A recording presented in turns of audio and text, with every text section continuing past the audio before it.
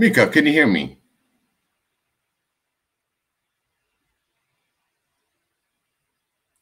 But the thing is, I cannot hear you. Let me see. Oh,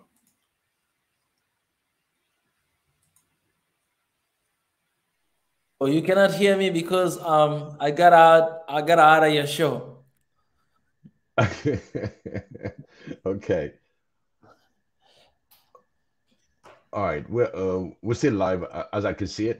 We're live, Yes, you're like. very much so. So anyway, good morning, good afternoon, and good evening to all my diasporas, to all my African brothers and sisters. I'm so glad to be here. Um, there's a lot of information that we're going to be sharing today. Well, I have responsibility uh, to share, to uh, conversate when it comes to the African continent issues. And today's topic is going to be about diasporas and what diasporas can do in trying to bridge the gap on as much as we can, because it's a process, like everybody else knows. Last week, I introduced what is diaspora. In what sense our meaning and history. Just to touch back, it was the African diaspora uh, story.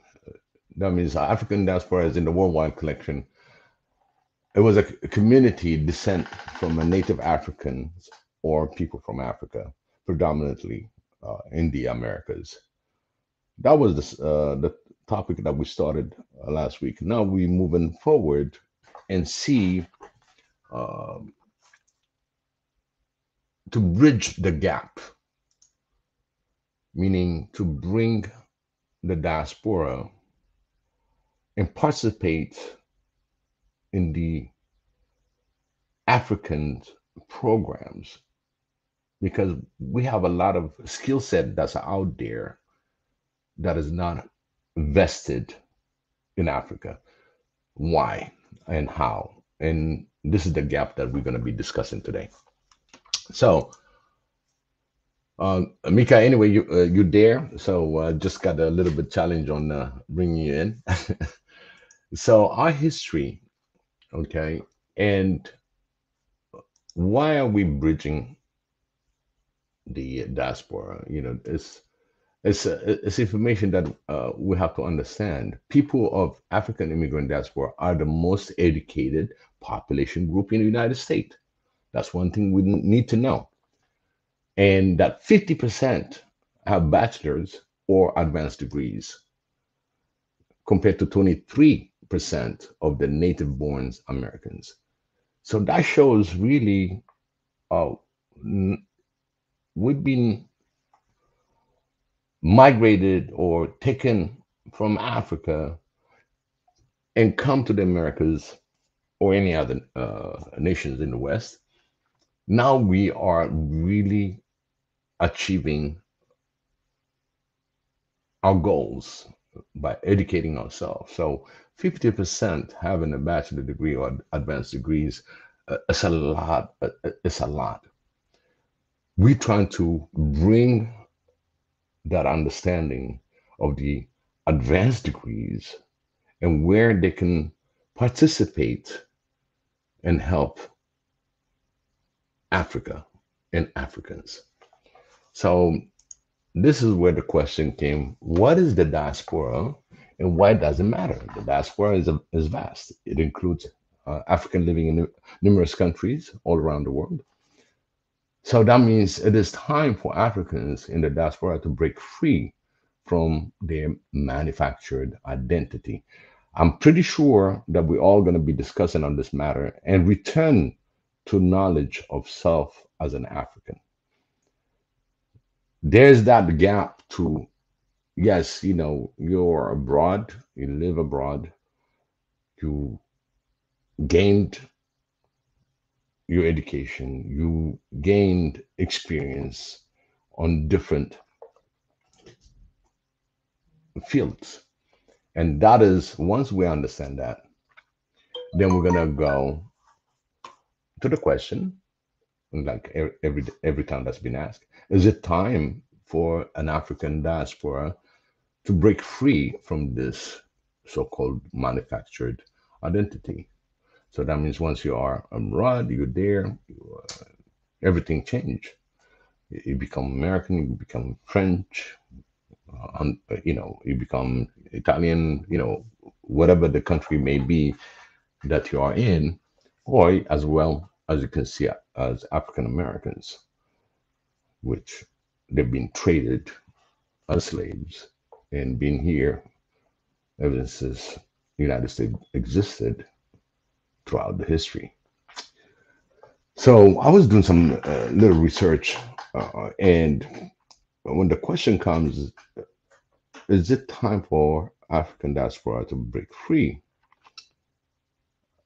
It's bridging the gap already that are really need to break free from this identity that's been given to them. And where would they participate? Because a lot of the information that's being spread out there in the world, yes, African Americans and as well the diaspora, the real first generation Africans, they spent a lot of money in Africa trying to get different development, different things. And according to some statistics, it's about $60 billion that African spent toward Africa. This defined the diaspora as people of African origin living outside the country. Again, I just want to make sure it's clear, because we're not talking about the slavery time and coming out. I'm talking about Africans really that were out there on different visas, student visa, working visa, and that's where they are. This means that a lot of potential that can contribute to the development of Africa.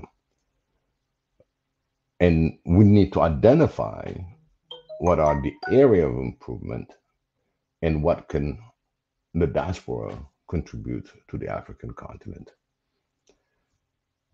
Throughout the week of conversation, we've been touching a few things of when it comes to the encouragement of human development. That means that the diaspora can help to initiate and progress and engage solving the social problem that we have in Africa, such as healthcare, schools, housings. I always talk about the low-hanging fruits, but these low-hanging fruits bear a lot of weight. They have a lot more weight than we can imagine, because all of you in this panel and commentators, you understand how much the healthcare takes, how much schools to be built takes, and even in the advanced world, they still have issues when it comes specifically for healthcare and what kind of school that's being created, because they have the money, they can expand to it within the West, outside Africa. But now we're talking about what diaspora can do in Africa. So one of the things is encouragement of the human development. The other contribution is development of an industry, such as tourist destinations, lucrative markets, which revive tourism industry in some country. So that means we getting more people from the diaspora exposed, to what Africa can offer and what Africa has, history, tourism, and all that. And that gives you the essential local authority have an excellent understanding for you to understand what African diaspora and its economy and tourism power. And that will be very attractive. That's how we can keep bringing the diaspora, not just because he's an African, but there's work to do.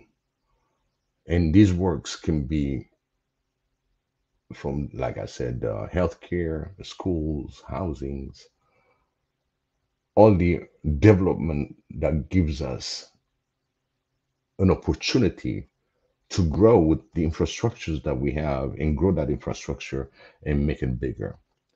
So that means we have a lot of the diaspora that is abroad with all this knowledge. As I mentioned, 50% have bachelor and advanced degrees, and they participate in a different section or sector of the Western economy. These are people that can really contribute 5%. I always talk about 5% of their knowledge just to help this gap and to merge. It's like a bridge. If we create this bridge based on human development, industries, knowledge transfer, and a lot more that can be said that the diaspora can help. So this is my conversation today. Okay.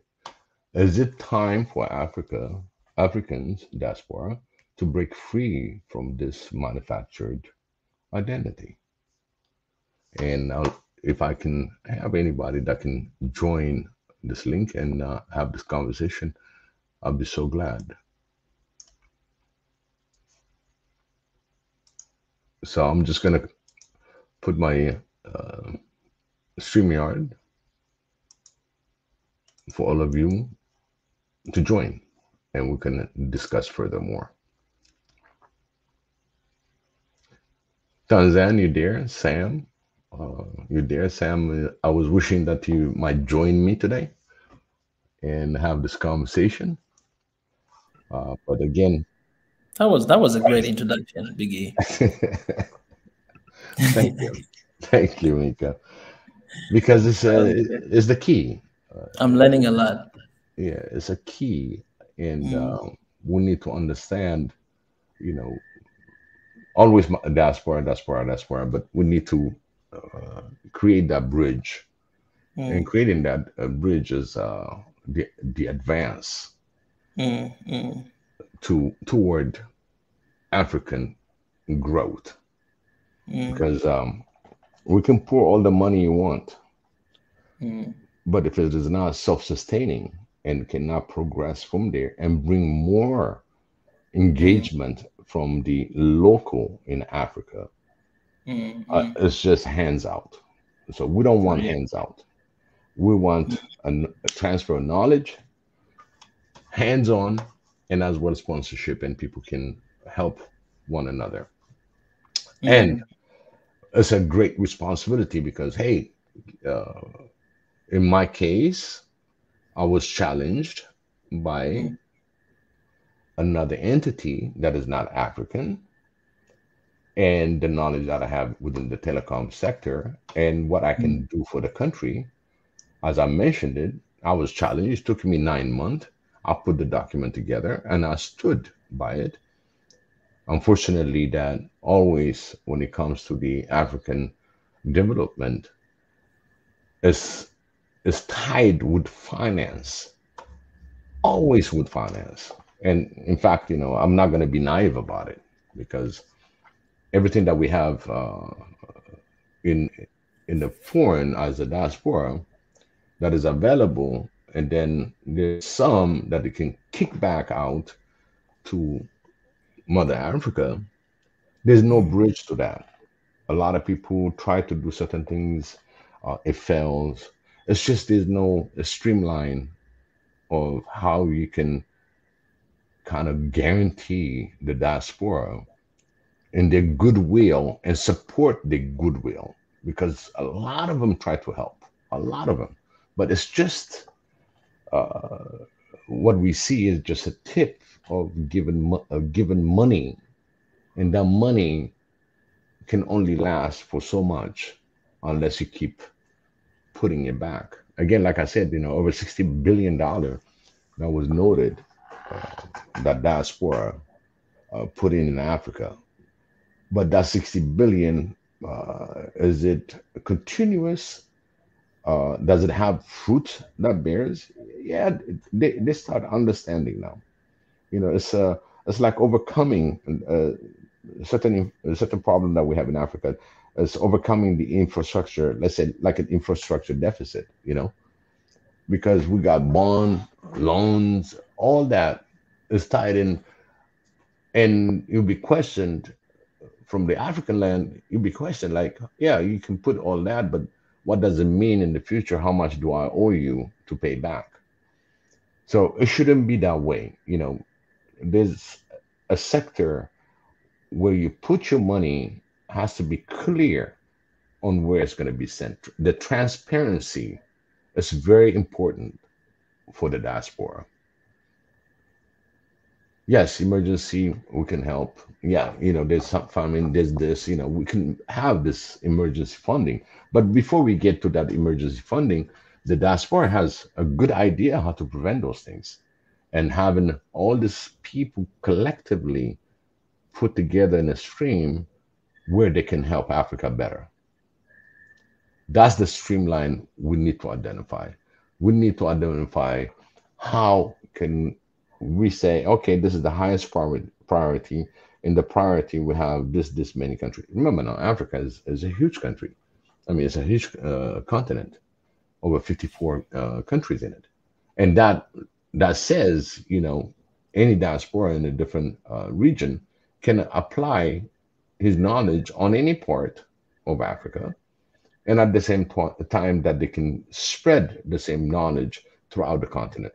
So that means we have one issue is to get the diaspora to get engaged and create that bridge. And once the bridge is created, let's say in one of the nations, because he's maybe from Mali, from Ghana, he can be from Tanzania, and at the same time look abroad saying, hey, Mali, Senegal, Tanzania, they're Africans. So it should open up an open source to share that for the neighboring country shares, so everybody can share if it is working, and there's a plan that we can expand from there.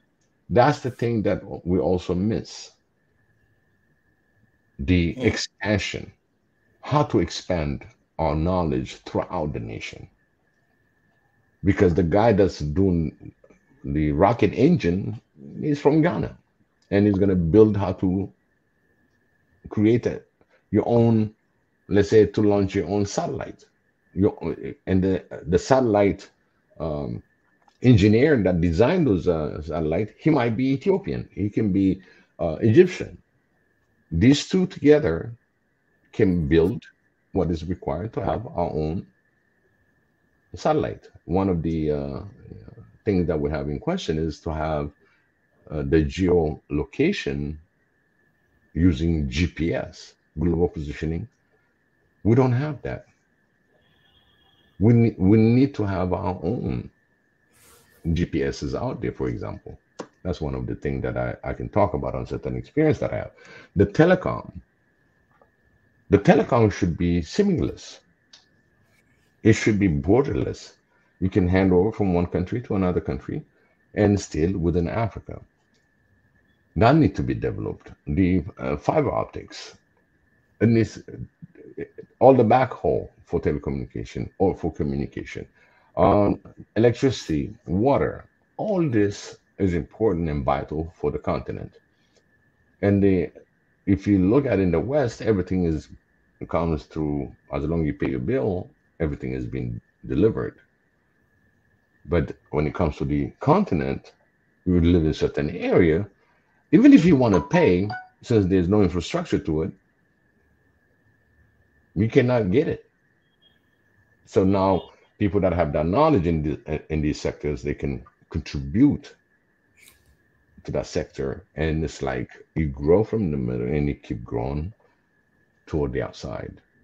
As you go toward the outside, your training, your materials, everything has to be transparent and build a wealth. Is one of the question is to teach and also empower Africans to build their wealth. Nobody have that opportunity to understand what does it mean to build wealth. And again, when you look up from the African diaspora, people that are really involved in the financial aspect of wealth growth. These can participate, and they have to have it again a transparency. So this is where I'm at. Uh, is it time for African diaspora to break free from the manufactured identity? You're Congolese, now you are Italian. You are Congolese, and now you're American. You know, these are pretty much what I call manufactured identity. Again, those that are listening and commenting, I can see Tanzan. Uh, you're putting a lot of weight on the continental issue, which is the infrastructure and energy sector. Yes, you know, these are the things that, uh, again, you know, they're low-hanging fruit. But again, it takes a lot of commitment from the government to allow you to expand those infrastructures. You have to be registered. There's a lot of things that we need to understand, certain policies in different countries, and that will have a question for diaspora. Say, okay, I'm going to spend this much money into progressing certain infrastructures issues. So we need to be very transparent when it comes to the African in the continent. When you have a diaspora that want to spend uh, so much money, let's say on a portion of a road, you know, and that road cannot expand because now you probably need to take out some houses, and that you go back again to the grid of the government authority to allow you by design to take over some of these lands. So progress is important, but at the same time, there's also uh, certain bottleneck when it comes to the relationship between the diaspora and the local government. And of course, you know, diaspora want to get things done now because they always had the opportunity wherever they live, things been happening. But at the same time, the back of it, when you get delivered, you got all these people that works on each project in order to get that moving. So what we lack now in Africa is to bring those project managers and people that can run those specific projects, because again, you know, we have tremendous skill set that is out there, and at the same time, you lack into the management part of it.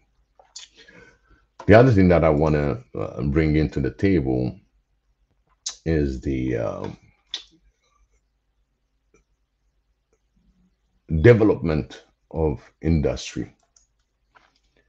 Uh, this part, you know, the African diaspora is a very lucrative market, which helps revive again when it comes to the tourism industry in some country. Some might be weak, but just the fact that there's an opportunity for the diaspora really to get involved in the tourism, which is very important, because the more you explore different countries within the African continent, and as they come in and they see that and invite more African diaspora, hey, you know, this is there. Unfortunately, we cannot get to there because there's a lack of transport or to get there, and how to improve that. That will be very lucrative for the African diaspora to invest in. the more we show what our country looks like in the continent, will bring more traction from the diaspora. Basically, it's trying to get away from the manufactured identity and to be purely solely an African.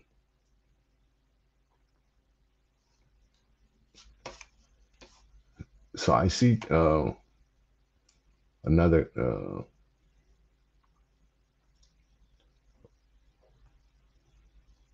So if anybody can join, I really appreciate that. And again, I'll put in my link.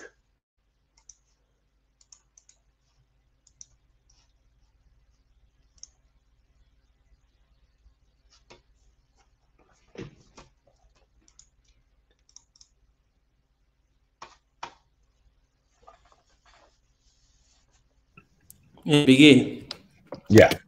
I have a question for you. Yes, sir.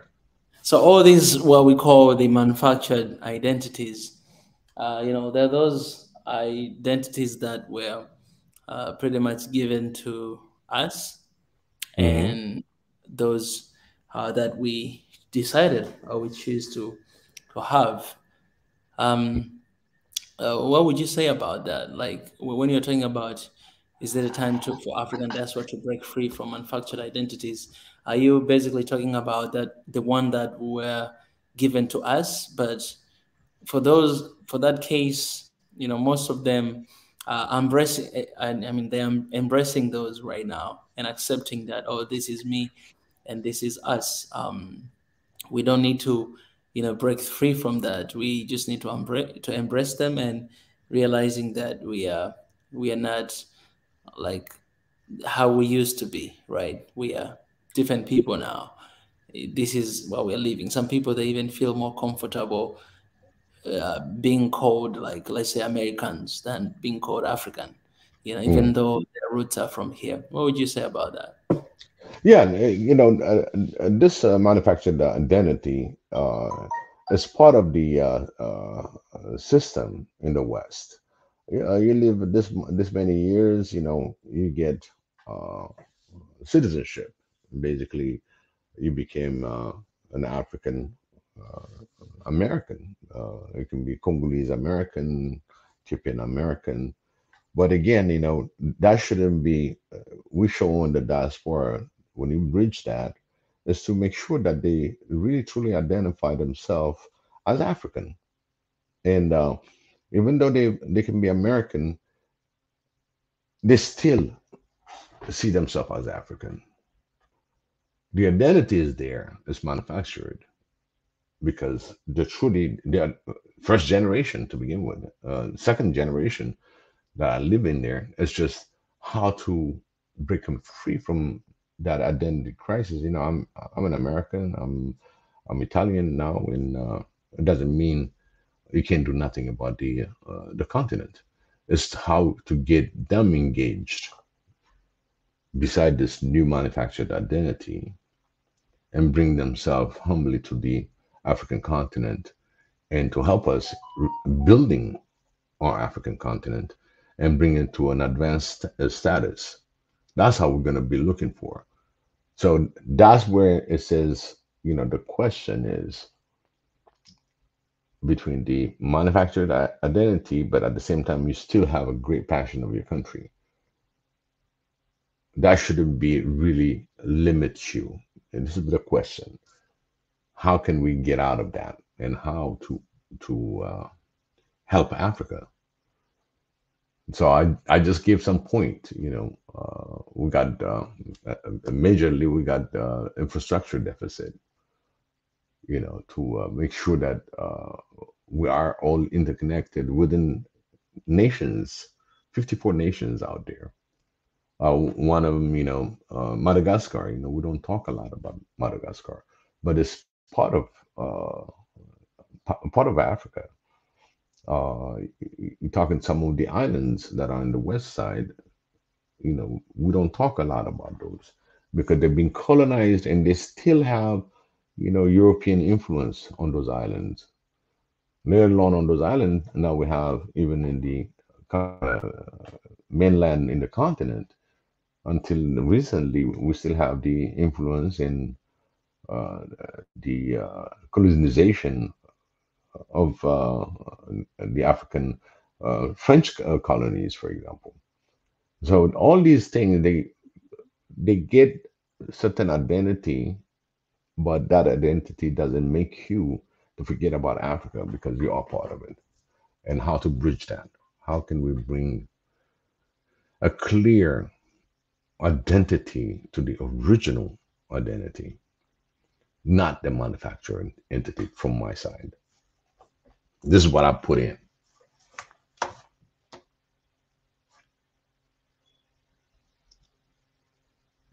It's beautiful. Love that. So family, please join, subscribe again. Like I said, like the channels. And I'll be more into the, once we get a couple of people that can break in and come in, and we'll decipher really about these manufactured identity. So the main thing about the diaspora conversation is how to bridge diaspora to the continent, flawless, not by your manufactured identity, but being as part of Africa. You are part of Africa, and whatever the different nation that you come from, you're still going to be an African, and how you can bridge yourself. 5%, that's all it needs. 5% of your knowledge, something that made you comfortable that you can do and help. That's what we need to get done.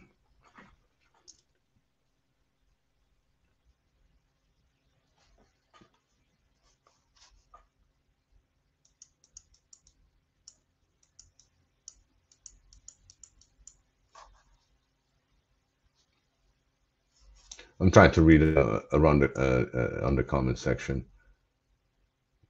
Hey, Sanuti.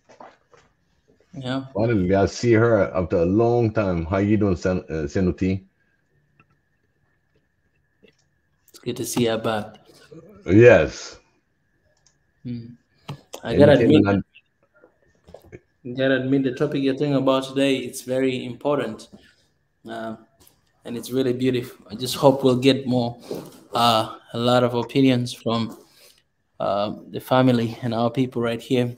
And at the same time, guys, we are live on Facebook on One Africa YouTube channel. We started going live with this live stream, and Swahili Nation here channel as well. So wherever you feel comfortable, you can go and check it out. This is One Africa channel. We started to go live as well on this channel.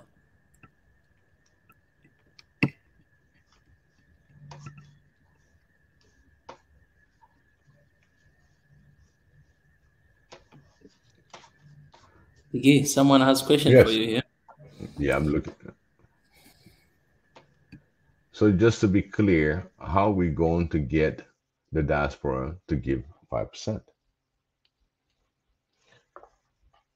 That's a great question. Is our narrative of understanding that you don't need all the 95%, because the 5% already would be enough to bring it to 100% to any project that you're going to be taking in Africa. Any project that you can think of that's been developed around the world, if you have the knowledge, it will work for Africa too. So that 5% is a part of this understanding where you come from and where can you contribute. It can be education, it can be infrastructure, it can be engineering, it can be telecom, it can be computer science, any part that it can help bring in the advancement within this 5% of your knowledge. You can sponsor or identify on your field of expertise and help. It can be accounting, just simple as accounting. It can be as budgeting. It can be wealth management. anything that you specialize, that you live abroad, you're a diaspora, that just 5% will help. It's the knowledge.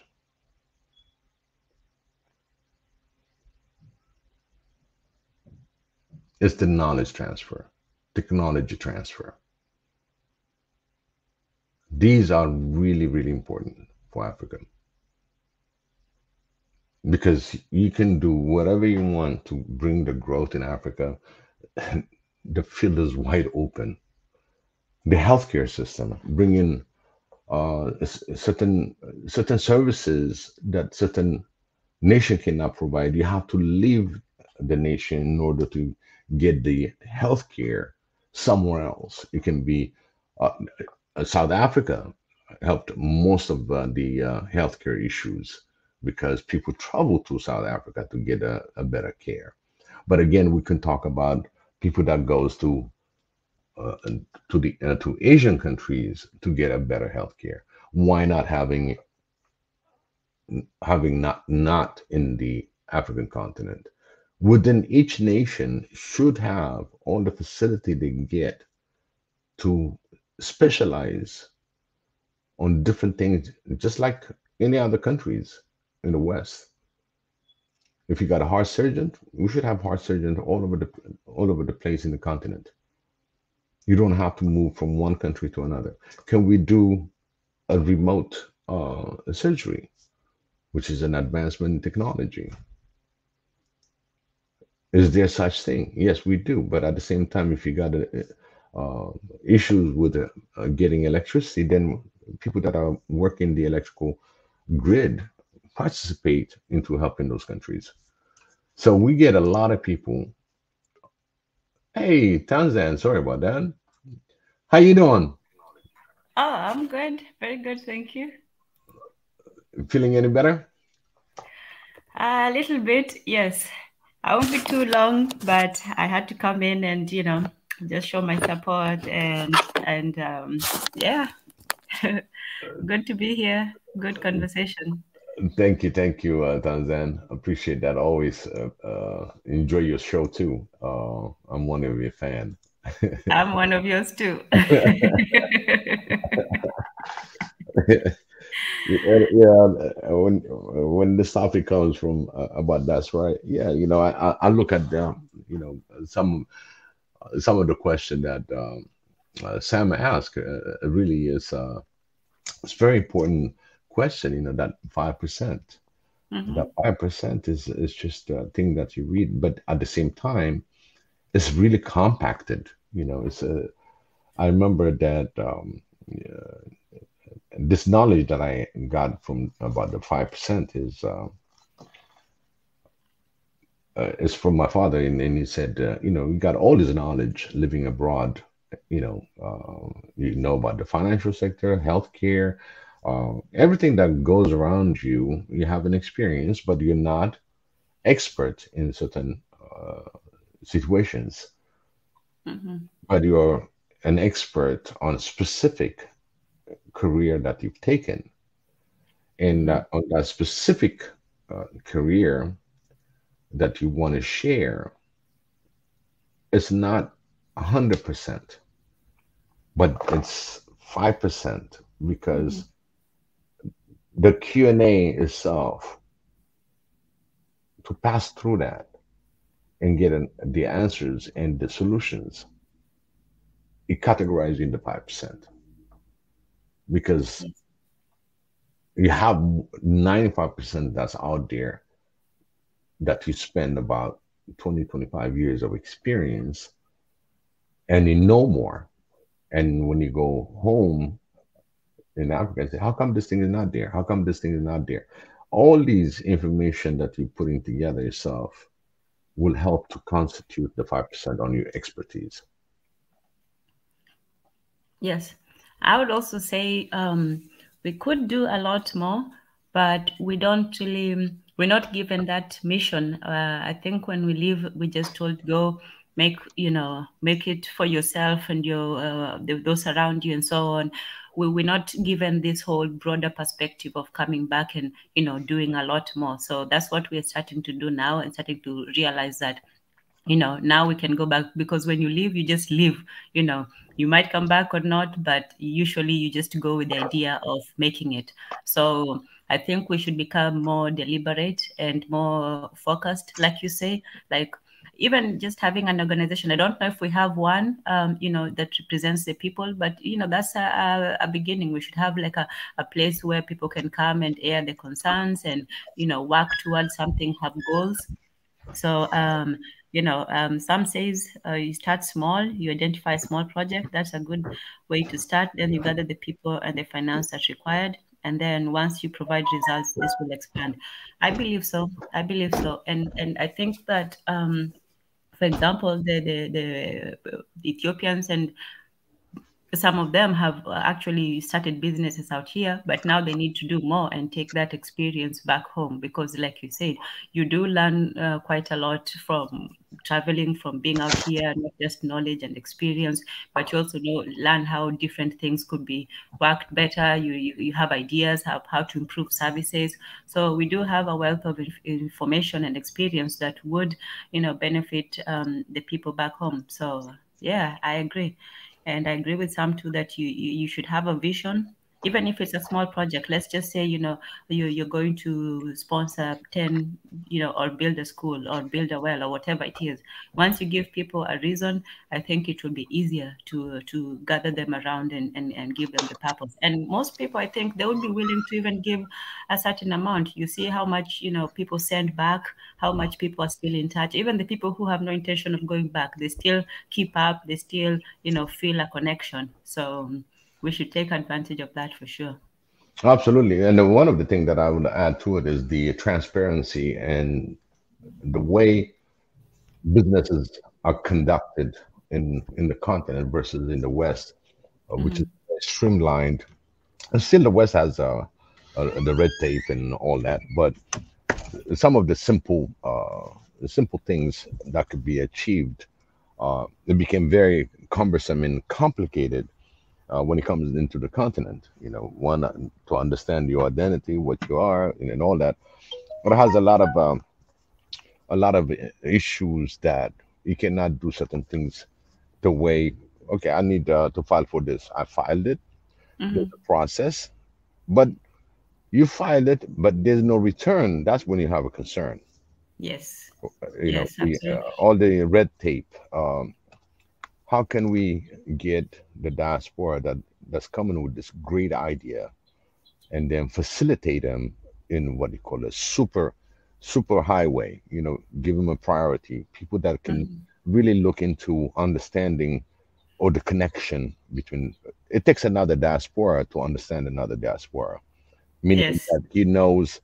Let's say I'll go back home and I start establishing a business, and whatever the business that I have, and I have a diaspora that needs to be involved, then he can be facilitated through me, because I know how the things work locally, because now I have an experience. Okay, but we need to develop that. In order for me to be there to begin with, I have to have myself understand what I'm getting involved with. And I also think it starts from home, like Charity. I think that the countries should have a more active role in the diasporans, first with sending them out. I think before somebody leaves the country, they should have like a short course, even if it's just 2-3 hours, just a short course of, where you're going, firstly, because some people, they just leave and they have no idea of the where they're going, some of the things, especially if you're going to a country. Nowadays there are people everywhere.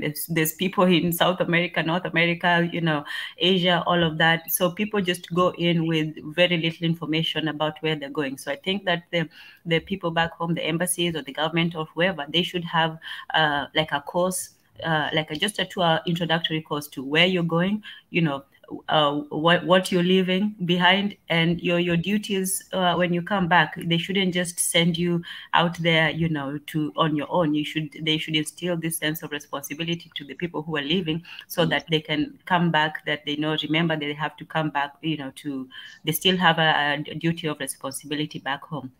And then on the second hand, also, to those who are already out, there should be a way for them to be able to come back into the country and talk to somebody and see, what can I do? What can I help? So I think there should be an organization on both sides, both with the governments, because I think right now they're just, sending people off and then hoping for the best. But if you give people some sort of vision, even if they don't follow it completely, imagine how you left. If you had left and you had told, okay, this is what you need to do, this is how long it's going to take, this is where you're going, this is what you're going to face, and you should still come back. I think that would instill more of that collective responsibility in us, or the people who are outside. And then when you come to when you go abroad, I think there should also be even a welcoming committee. There should be a group of people who, from your country or from the diaspora in general, who come and introduce you, who help you, settle in and just become more integrated into the society, and still with your people back home. Because it's very easy sometimes to lose touch, especially people who've been away for a really long time, and maybe they want to go back, maybe they have some skills and so on, but firstly, they might not know what is required, they might not have been keeping up with everything that's going on, and it's just it's just difficult to restart from where they left off. So I think in one way that we diasporans should also get together and form our own committees to integrate the new people, and also to have ways of going back and making some difference. So, Absolutely, it's a structure. It's like anything else. If why are you creating a bridge? You see, yes. the question is why. Obviously, why we create bridges. Is to go from one end to another without Yes. any issue. Okay. That means the bridge is always bypassing a major highway that is going under. So that means you changing the flow of traffic. But in general, when we bridge, because we want to go from this point to the other point without exhausting different other resources. So that bridge right there is the demand. Okay. Is Africa demanding a lot? Yes, because we need a lot of things to happen in the Yes. continent. Yes, we're progressing. Yes, we're progressing. We still, but again, what it dictates you is the population. The population is growing. It's grown like crazy, and it doesn't stop. The more people, the first thing is housing, right? Yes. Employment. you know, because he'll be staying with his mom for a while until he finds his job, or he stays with some neighbors, and things like that. And then when the job is available, now he's gonna go and get employed. So the demand really is there in Africa, but it's not funneled, okay, where a diaspora can pick and choose. And once he picks it and get that transparency on the ground, it's another story. Because what you trying to achieve and versus the red tape that you go through, it's not simple, because the diaspora has no idea how these things work. He's only at the mercy of the person that's trying to get these projects put in. But if Africans do the legwork and assure their transparency to the diaspora, I think that bridge can be built. That bridge is getting completed. So we need to have the demand. This is what we want, but we need expertise, knowledge, finance in order to create whatever you want to create. You want to get a bigger road? Hey, even in the United States, you can sponsor a road, and the road will be under your company name, or it can be under your name, because you're sponsoring that road, and you're really putting people together to maintain it. So this, And you know what? It starts with us, I think, especially as the more experienced diasporan.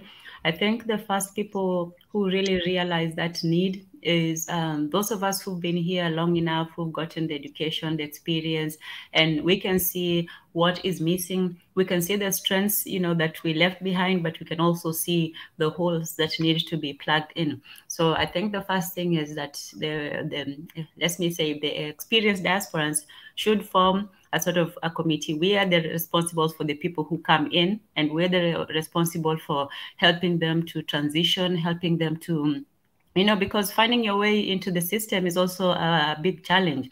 The first couple of years that you come to a country is just trying to settle in, trying to familiarize yourself with things.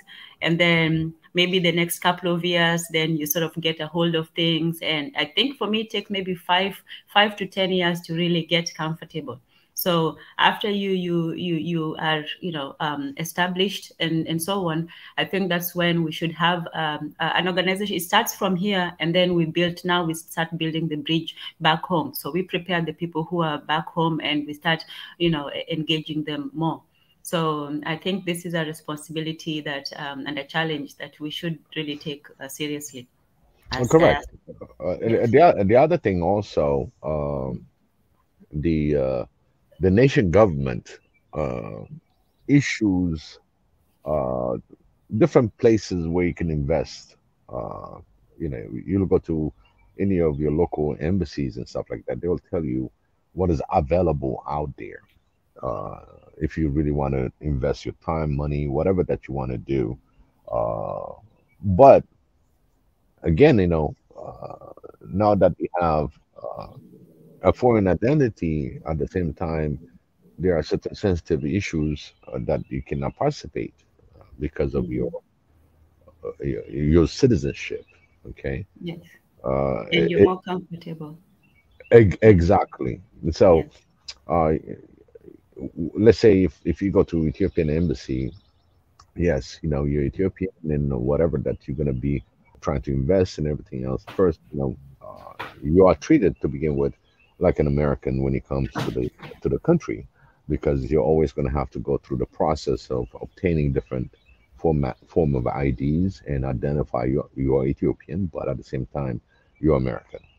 And I think this is where my discussion is about the manufactured identity. Is that manufactured identity is it a major hinder? Okay, because there's a lot of national security that you cannot really participate because you have to be of that country's citizen. If you change to this manufactured identity, then now you cannot get involved on everything. And at the same time, as a diaspora, the main things is to get everything that is possible that can help on the ground level, like being a doctor, helping people and all that, or being in certain things. But when it comes to cybersecurity and all that, then you have issue, okay, that you cannot really participate in it, but it depends on how your relation is with the government. How is the relationship among these government and that entity that's coming in from the outside? Yes.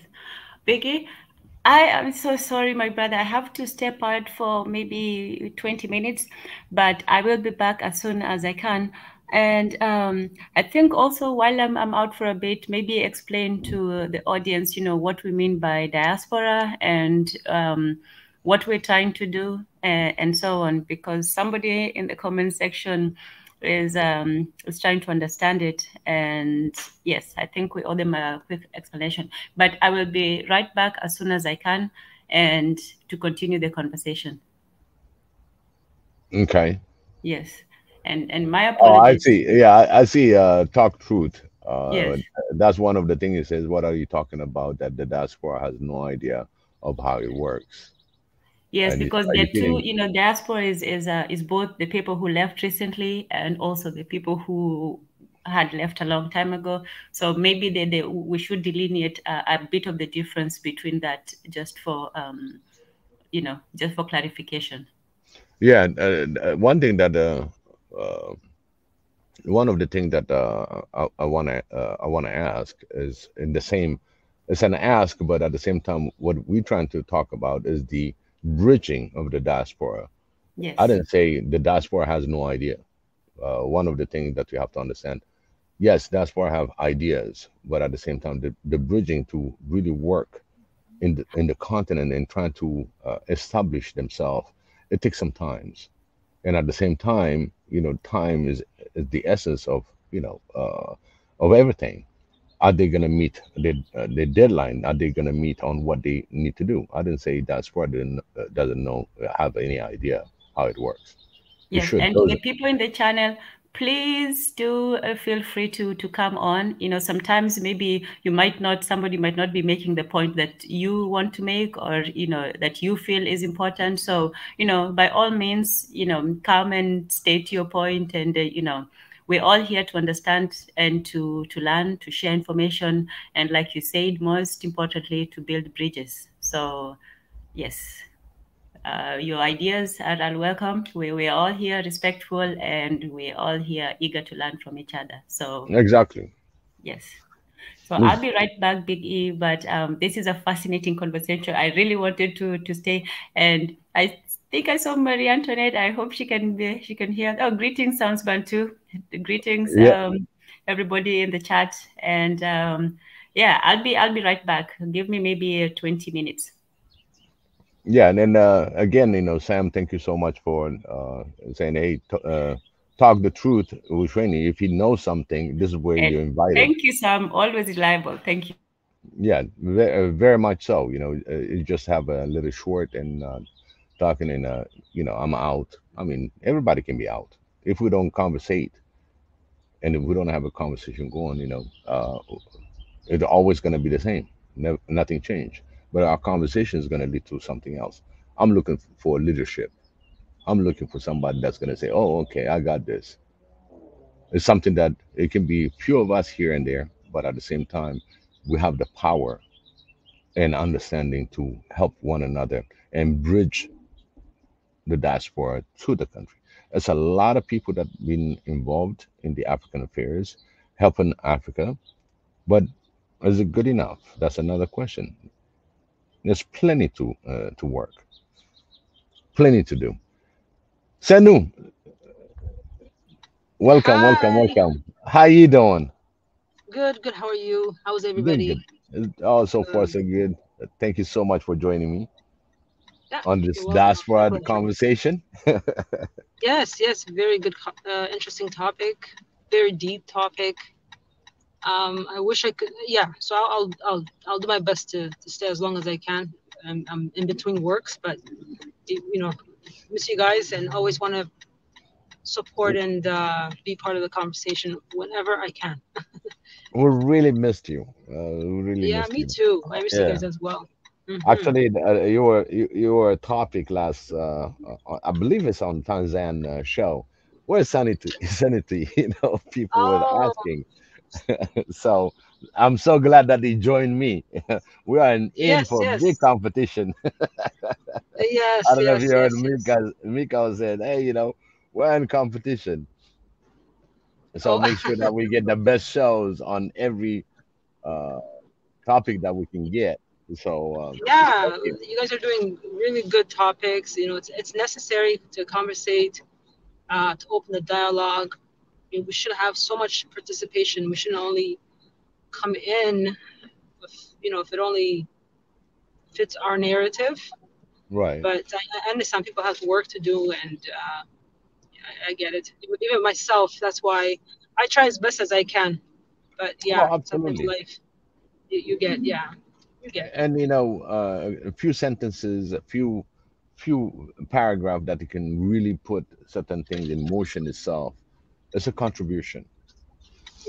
Why Yes, we're doing yes. this is for one Africa, in Mhm. realization for one Africa, and it starts with conversation. I don't know everything, but I just bring in subjects that are really crucial for our movements. and That's understand right. who we are identity wise and all that. So the diaspora part, it's really a great topic. There's a lot of other things that you can bring in on ongoing Yeah. diaspora connectivity. There's a certain place people that are really being welcomed as diaspora to move certain part of Africa's. I'm talking Mm. about the one now that are out there that can help, and this Q&A, by questioning, by answering, getting this conversation will go somewhere. It's just Yes. somebody's going to pick it up. Go ahead, Senu. I'll leave it to you Okay. now. Okay. Thank you so much. You're also Ezra, right? Big E. No, Is it no, stand big for is Ezra? Ephraim. Ephraim. So, oh, Ephraim, I'm so sorry. You see, I I always Yeah, mix you you up see, the, with because it starts the, with an E. Yeah. So I'm so there are the sorry. two E's. There is Pastor Israel, and you got Professor Israel on the So education. okay, and you're Big E. Okay, I'm Big big E. E. Sorry. Yes.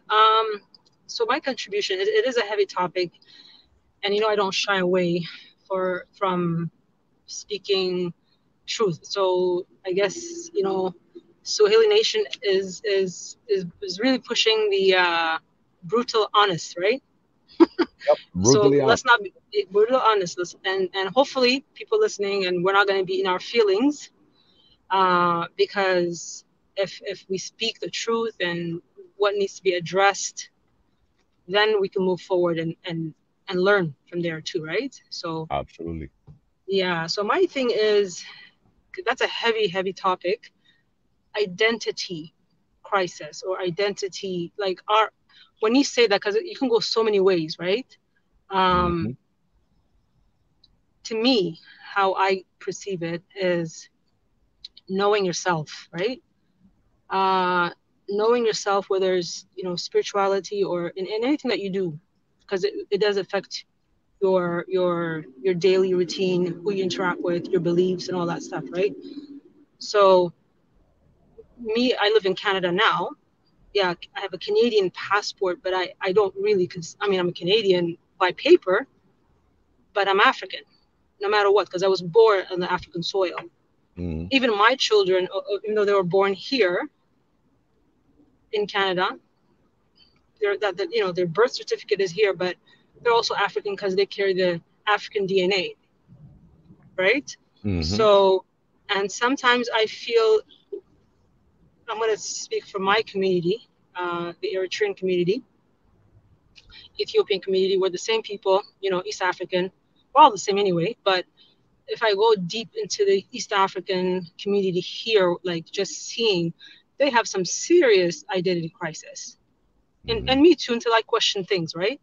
So, like, for example, like, when when we speak here, even of Africa, to my friends, my family members, um, and why we need to go back to make changes, to take the knowledge that we have to better Africa, to make changes, to take charge, because all the other people are going there to make those, to take advantage and grow their business or their individuality.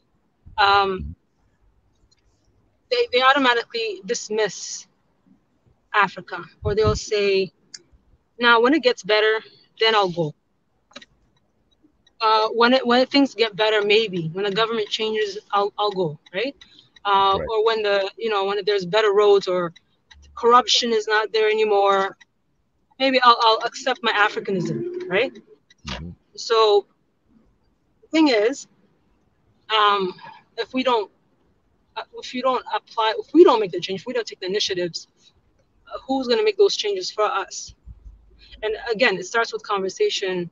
Even if you don't go, leave the West, you can also change a lot of minds by just talking about it. We have different skills and different things that we can share, right? Um, so to me, it's like, for example, I know this is a sensitive topic. I'm not going to go deep into it, but things that you practice at home, who you associate with, um, like who like, how do you see yourself? Do you believe in yourself, or do you think you're less than the other groups of people, right? Do you believe in the education system that we have even here, or because the education system here or in Africa, around the world, it was not done by us, right? It was done by the Westerners, right? So they implemented it throughout the world. It's like a system that we're participating in. Mhm. So when you look deep in, the system that we participate in is not a system for Africans. It's not a system that we truly believe in, or I guess deep in our culture that's part of us. I'm in Canada, but I have to, if my kids go to school, I have to abide by the rules and regulations of the education system that wrote those rules. And those are not people that look like myself. They're white people, right? So there's a big cultural gap between them and us. It's not putting white people down. It's just factual. We're not the same people, and there's nothing wrong acknowledging that, because there's nothing wrong to acknowledge that, to proudly say that, right? To state Mhm. that. So there's a lot of things happening. I'm sure in America, even in here, whatever America does, it affects Canada, right? Policies for children going to school, like this, bringing the LGBTQ stuff from kindergarten. This is like, it's a whole different topic, but it's just culturally we're not the same. I respect people that are in that community. That's their choice, but don't push me or push my kids to learn that from such a young age, because you're implanting stuff in their mind, those things they don't need to know. So again, cultural gap, right? Mhm. And unfortunately, because we're here, or some people, fortunately, they think it's better to be here, and we accept it. We become so norm with it. We become so it's it is what it is. The government's giving us maybe like welfare, for single moms, or maybe they're giving extra $100 for child tax, for kids education. So we because we get those extra small little money here and there, we compromise ourselves. Mhm. We compromise our own culture, our own identity, our own belief, right? Right. So it also starts with, like, having a strong base, and it Mhm. also starts with, I'm just gonna ask you this one, Biggie, because one thing that I just get so confused is when it comes to the Tawahado, like the Orthodox, religion, or any like religion, right? That we practice, right? Nothing wrong with the religion practicing it, but the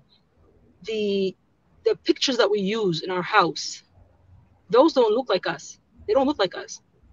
And in a lot of Habesha, especially Ethiopian Eritreans, they are so defensive when you tell them, why do you have that picture, blue eye, blonde hair, in your house? Like, that's an identity crisis to me, because you're praying to something that does not look like you, and we're the only people that do that. So we know that we were colonized. We know these people brought it to us, but we still roll with it. So if you have young son, especially daughters, you have all these frames in your house, and you look at these pictures, and the daughter's going to be like, okay, you're praying to this thing, and you're like, mommy, why I'm black, so why am I praying to something that has blue eyes and blonde hair? He doesn't look like me, and there's no proof that he's white.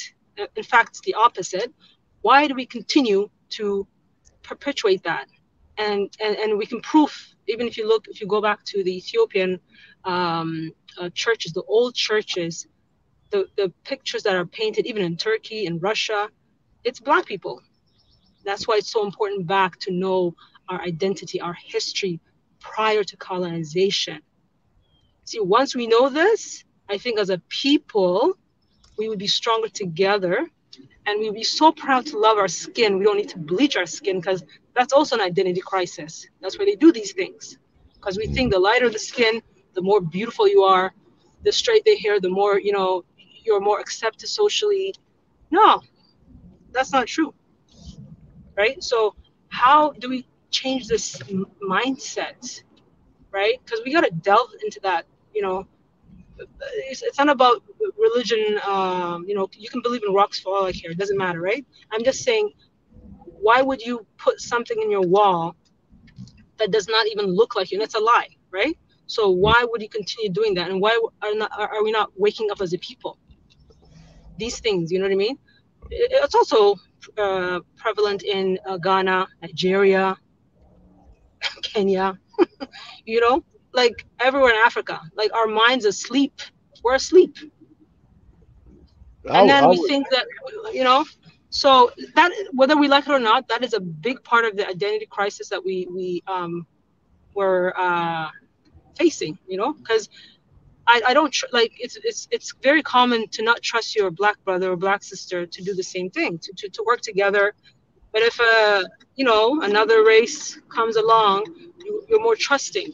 But in my opinion, they're more conniving, you know. So how, like, I just want to know from you, Biggie, how can we, or how do we get to change this, you know, and how can people open their mind to talk about this? Well, you know what?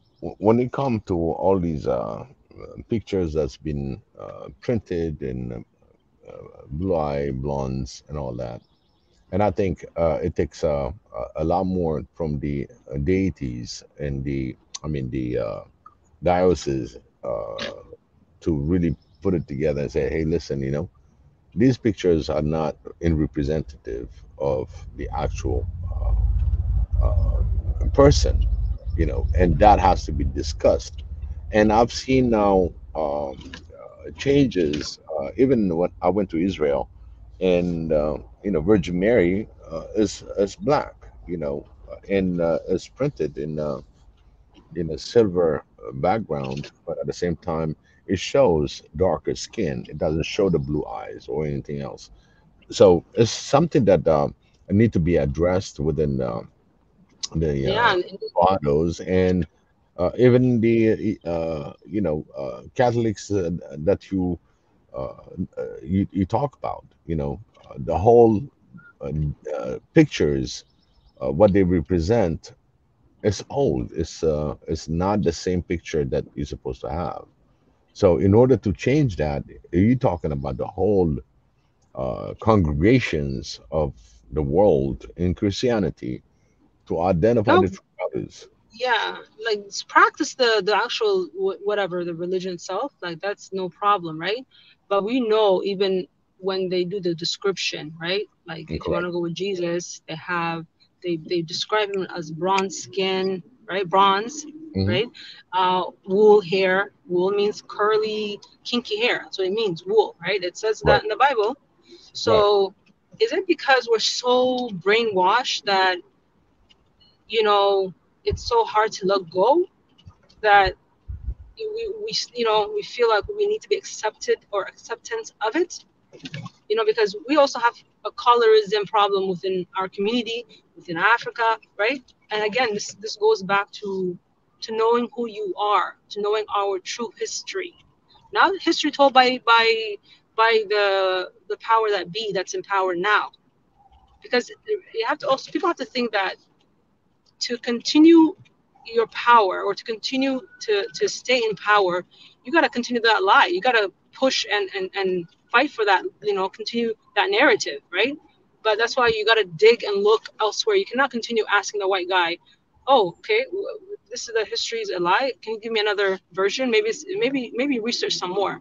How about you look at other options, or maybe go look, research, and read, right? Our people don't read. I'm sorry to say this, but they don't read. They just want to be fed information. So, Very few and read. that's right. That's right. So we need to change that. We were very intelligent people. We're the one that came with mathematics, science, all, started with Kemet and beyond. Look at Timbuktu. Look at Mali's history, West Africa.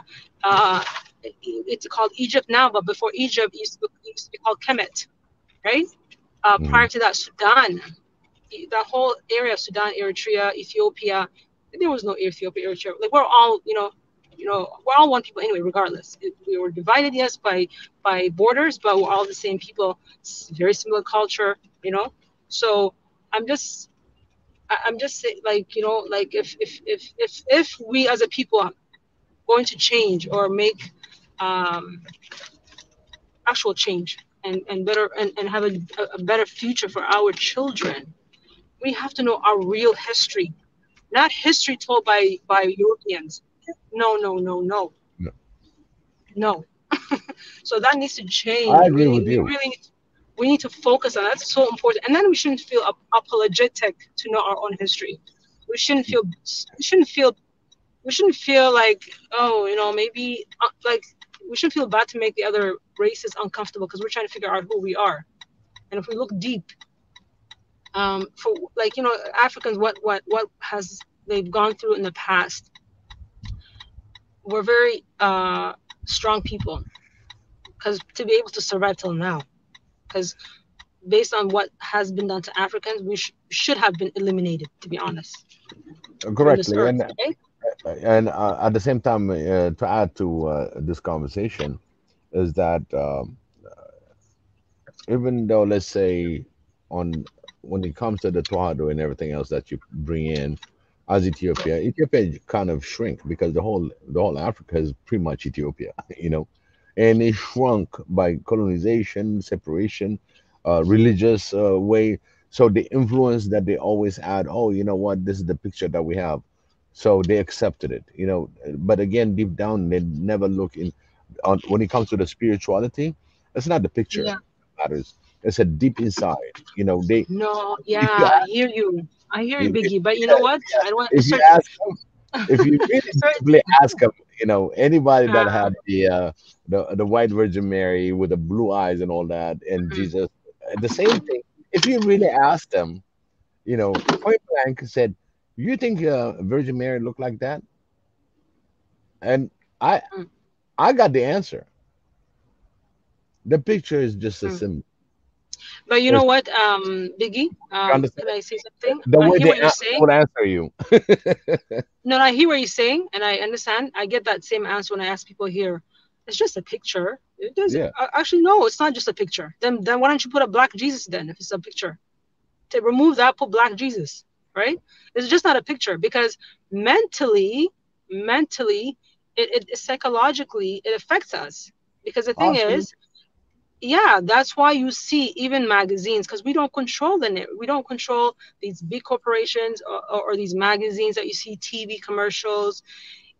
We don't control it. So everything you see is like a lighter version. I don't see a beautiful black woman on a magazine unless, you know what I mean? Like, maybe you see unless it's being used for something, So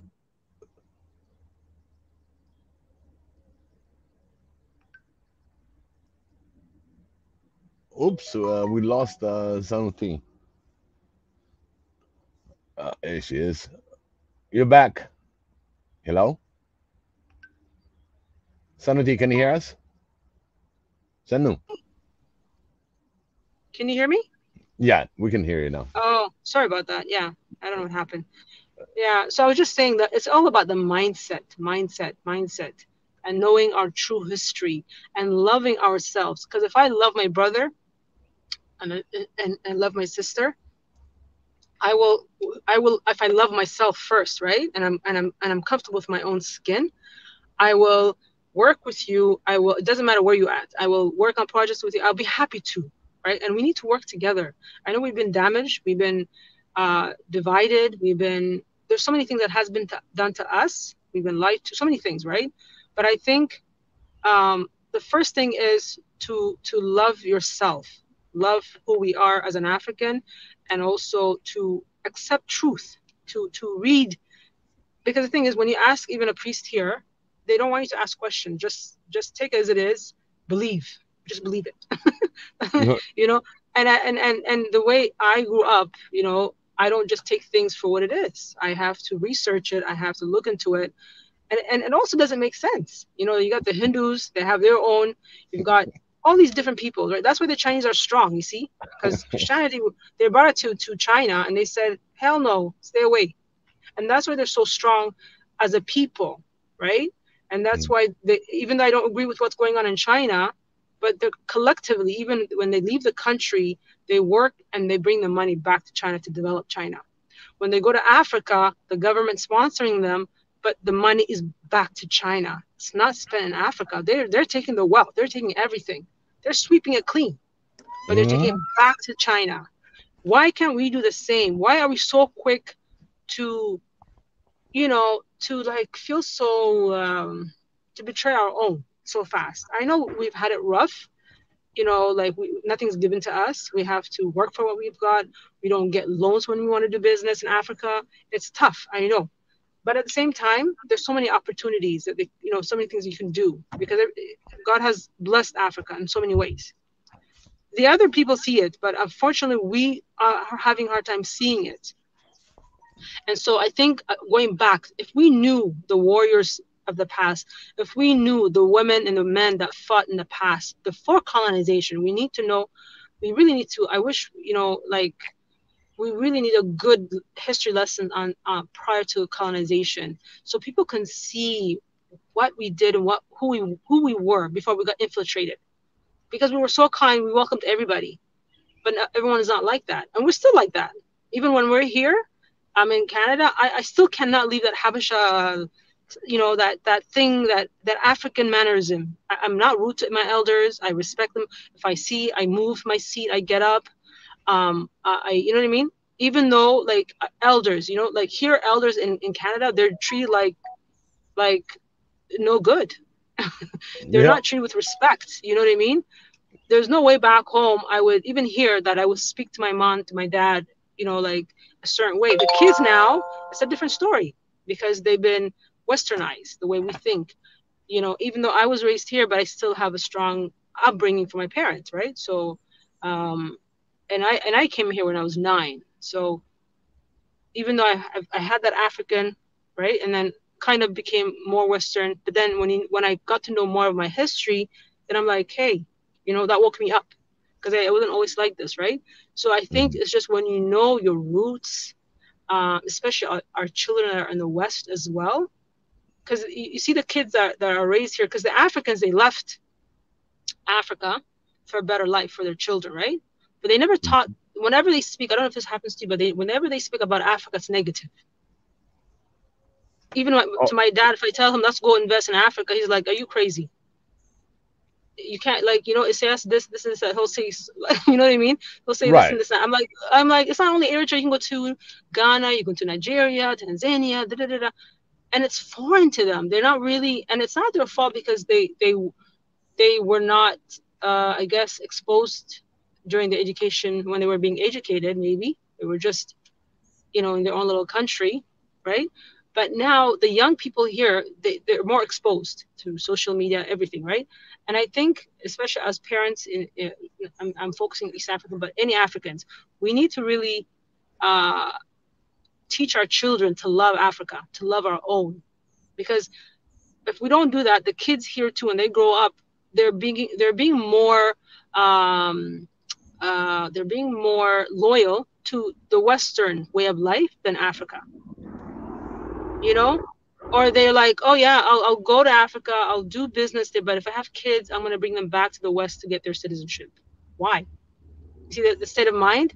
And also, like, so there's so many things that I know I'm like all over the place, but I'm just saying the root, because the tree, you know, if the tree is sick, you can't just cut the branches, you got to see it from the roots. Yes. And I feel like we're all sick. I feel like we're all sick, you know, we're all just roaming and just, you know, we're not really, you know, trying to find our ways, our spiritual ways, to be connected with our mother nature, with Mother Africa, and to know our true history. I think when we know our true history, that will change. Because right now we pray to somebody else that doesn't look like us. We're so many things. So how do you expect people even to be pro-African when they still do that? Can't. No. You know what I mean? Yeah. So those things have to be addressed, and we should not be afraid to speak about it. People should not be offended. You don't have to agree with me, but you can listen, right? We can teach each other. I don't have to agree 100% with everything Biggie says, but I can listen, and I can like, oh, okay, that's a perspective I didn't know. I can, you know, if I want to know more about it, I can research it, right? Google it or whatever. So I think that's what it is that we lack. So these things have to be addressed even before people can truly feel the love for the land and do something, go back and take their savings and do something before it's too late. Absolutely. And So that's that's one of my discussion, and I want to go through some of the comment section that they put out there. My question was again, is it time for Africa diaspora to break free from the manufactured identity? And you hit it on left and right on all the questions. And just to go through the comment section, um, it's an ask: how do people that stayed in Africa see the diaspora? It is a question. You know, how do they see a diaspora? The other thing is, Chrissy Etienne asked, you know, Biggie, is there a sync of activity between Africans in America and Afro Americans, or is there some kind of competition between the two groups as concerned to building Africa? Very tough questions. yeah. And how do you see that? The first one, let's say, you know, how people in Africa that live in Africa sees the diaspora. Just give me 1 second. Sorry, 1 second.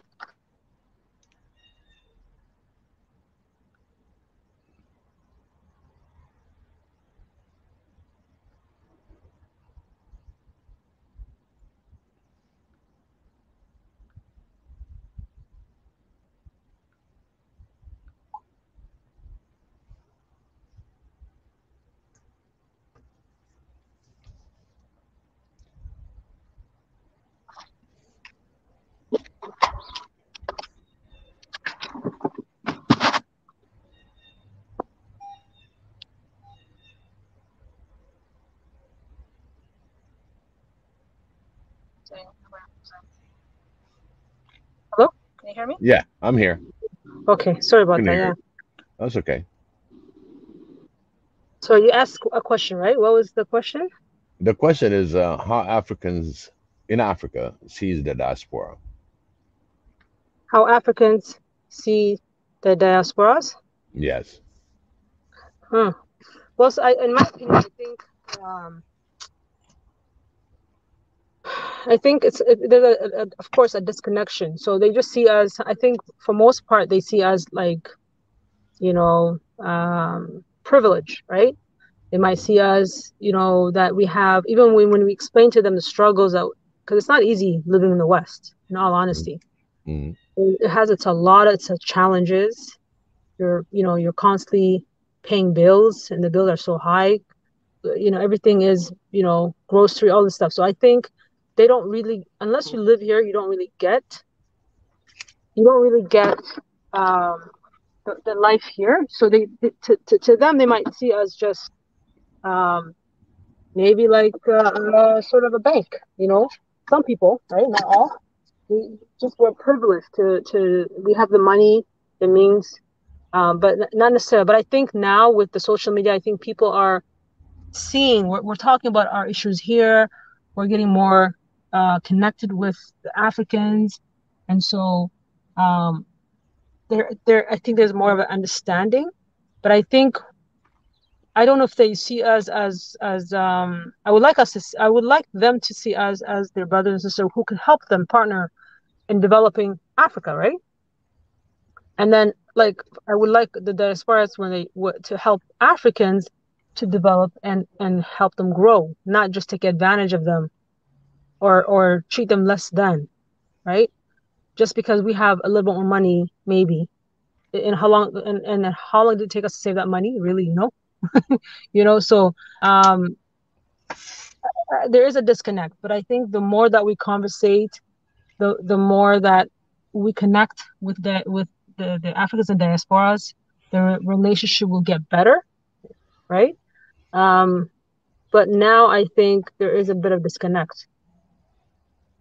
Within that disconnect, would you agree that they see opportunity, that there's a great opportunity? Because every time I went back home and I did a few things, I changed a way of doing certain businesses and stuff like that. It was like, wow, we never thought of it. Okay. But at the same time, that they look at you as somebody that's gonna help bring something.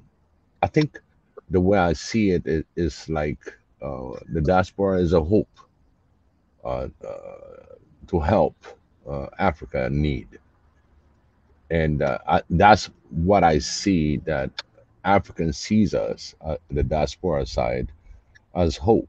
But that bridge is not even built yet. I mean, it's there in certain areas, but it's not fully built to bridge that gap. What do you say about that? Yeah, so absolutely. Like, that's why I'm saying the more we talk about it, the more I think openly we talk about it, even in Africa too. Like, there is an identity crisis again with them loving themselves and believing in their own continent and their own land to do better, right?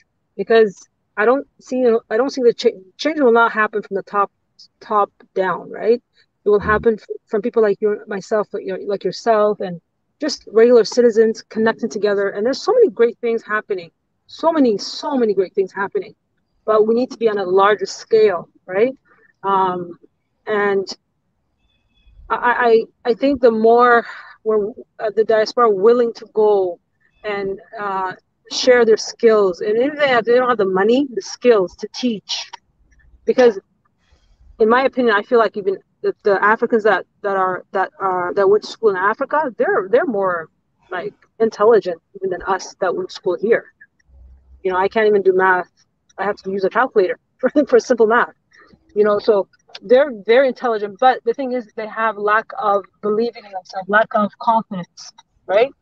And when you see the leaders going, from hopping from like one Western country to another Western country, selling our people, of course that discourages you, right? But I think if we have more, like initiatives, diaspora initiatives, going there, connecting with locals. As if I go to Ethiopia, I connect with the educators or the people that are trying to do business in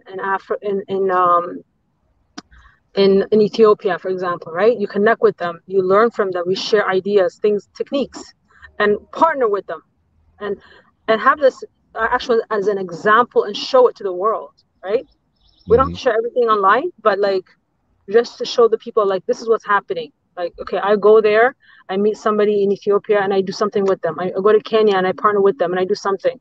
So if we have more of those, or if we can have somebody on the ground that like Mika, and then he has people that are interested in partnering up with diasporas.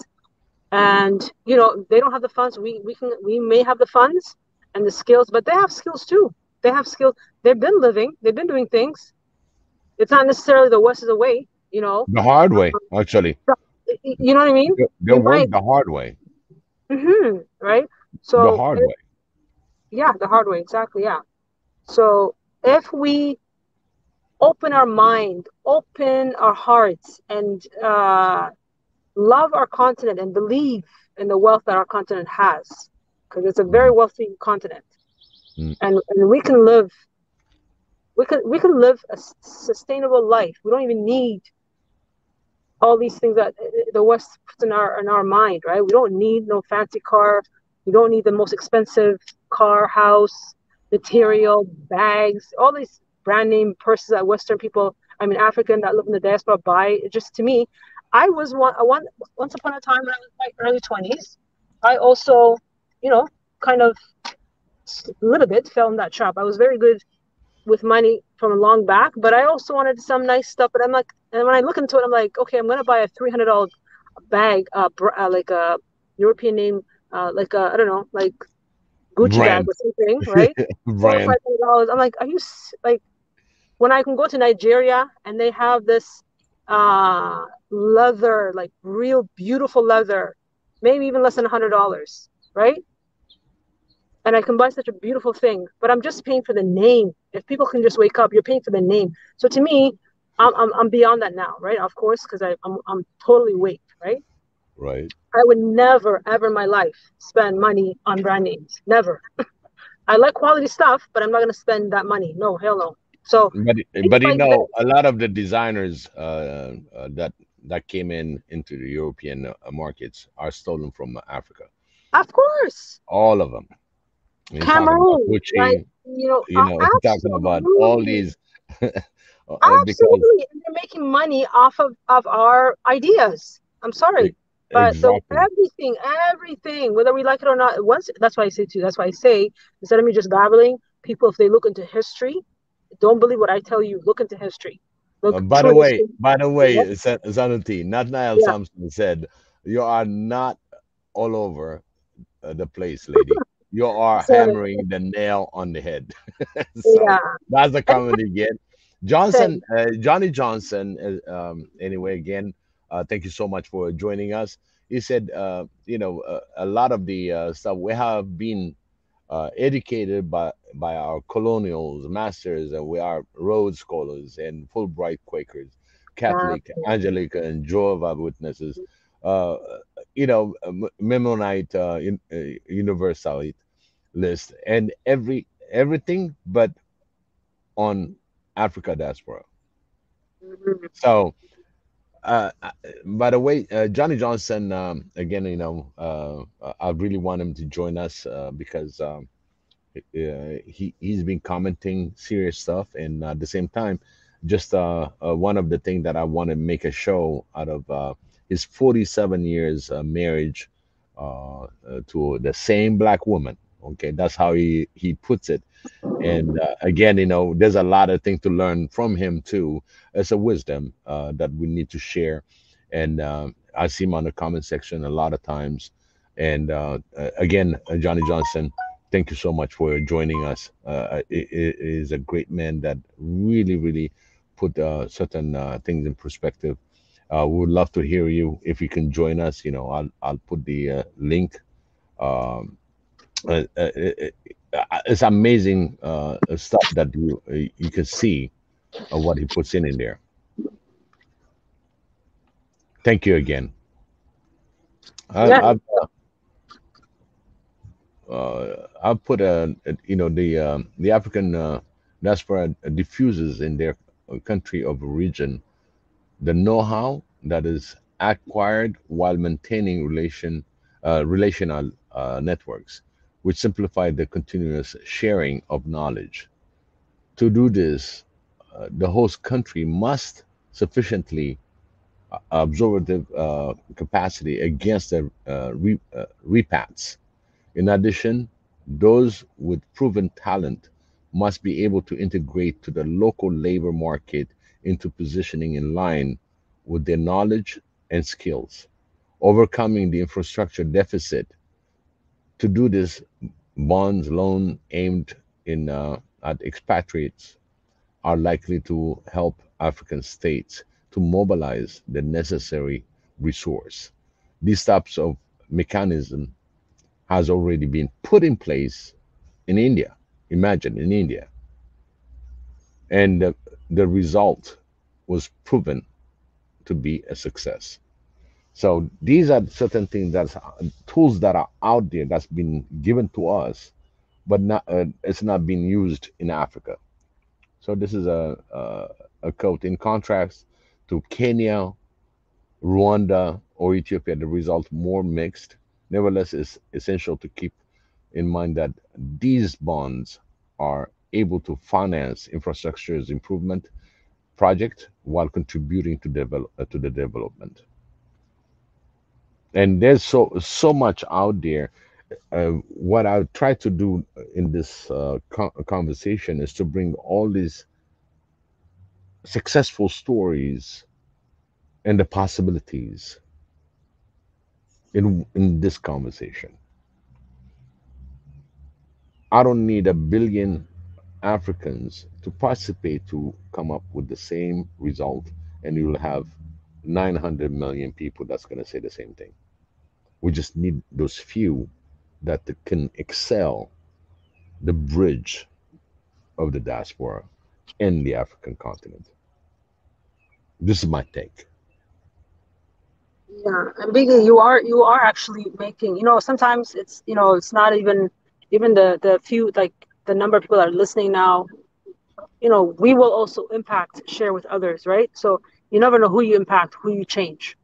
So I feel like this, we should have obviously a lot more people listening in. People should within the continent. This is like a very important topic that should be discussed over and over and over in different ways.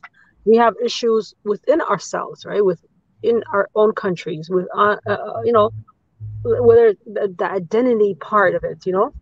Some people say, I'm Habesha, I'm not African, right? What does that even mean? They'll say, I'm Ghana, I'm not African, or whatever, So what does that mean? Like, or I'm from France, from West Africa. I was born and raised there, so I'm this. So are we disowning our is that because? And I think it's not the reason why people think that way or say that is because they don't love themselves. Simply put, if you love your who you are and where you come from, you would scream it out loud with pride. Not sure, right? And I think it goes back to the education. It goes back to, things will happen slow, but I think us working, speaking and following up with action, connecting with the intelligent mind on the continent with us, and doing something, creating, like, maybe because everybody doesn't have a phone, or maybe they're not able, because the data is expensive, right, in Africa. So to be on the internet, right? It's they have to pay for that. Like, it's not easy. So maybe create, like, or somebody that's already starting that, create if they where they want to do something and they want funding for it, we can all help each other to do something. That way it's spreading, the one instead of being tribalistic. There's so many issues we have, right? But and then our enemies use these things that we have, that we use against each other, to amplify the fire. You see, so we if we are so God-fearing people, we need to work. We also have to live by that, right? So treat each other with respect, love each other, love your African brother and sister, and love who you are, and put us first. I'm not ashamed to say that. Put me first. Put the African first, then the second other people. Nothing wrong with that. I don't hate anybody else, by the way. No hate for any other culture or any other, whether you're Indian, Chinese, white. I have no hate. I have no space for hate in my heart. But I love myself more and my own people more, and I'm not ashamed to say that.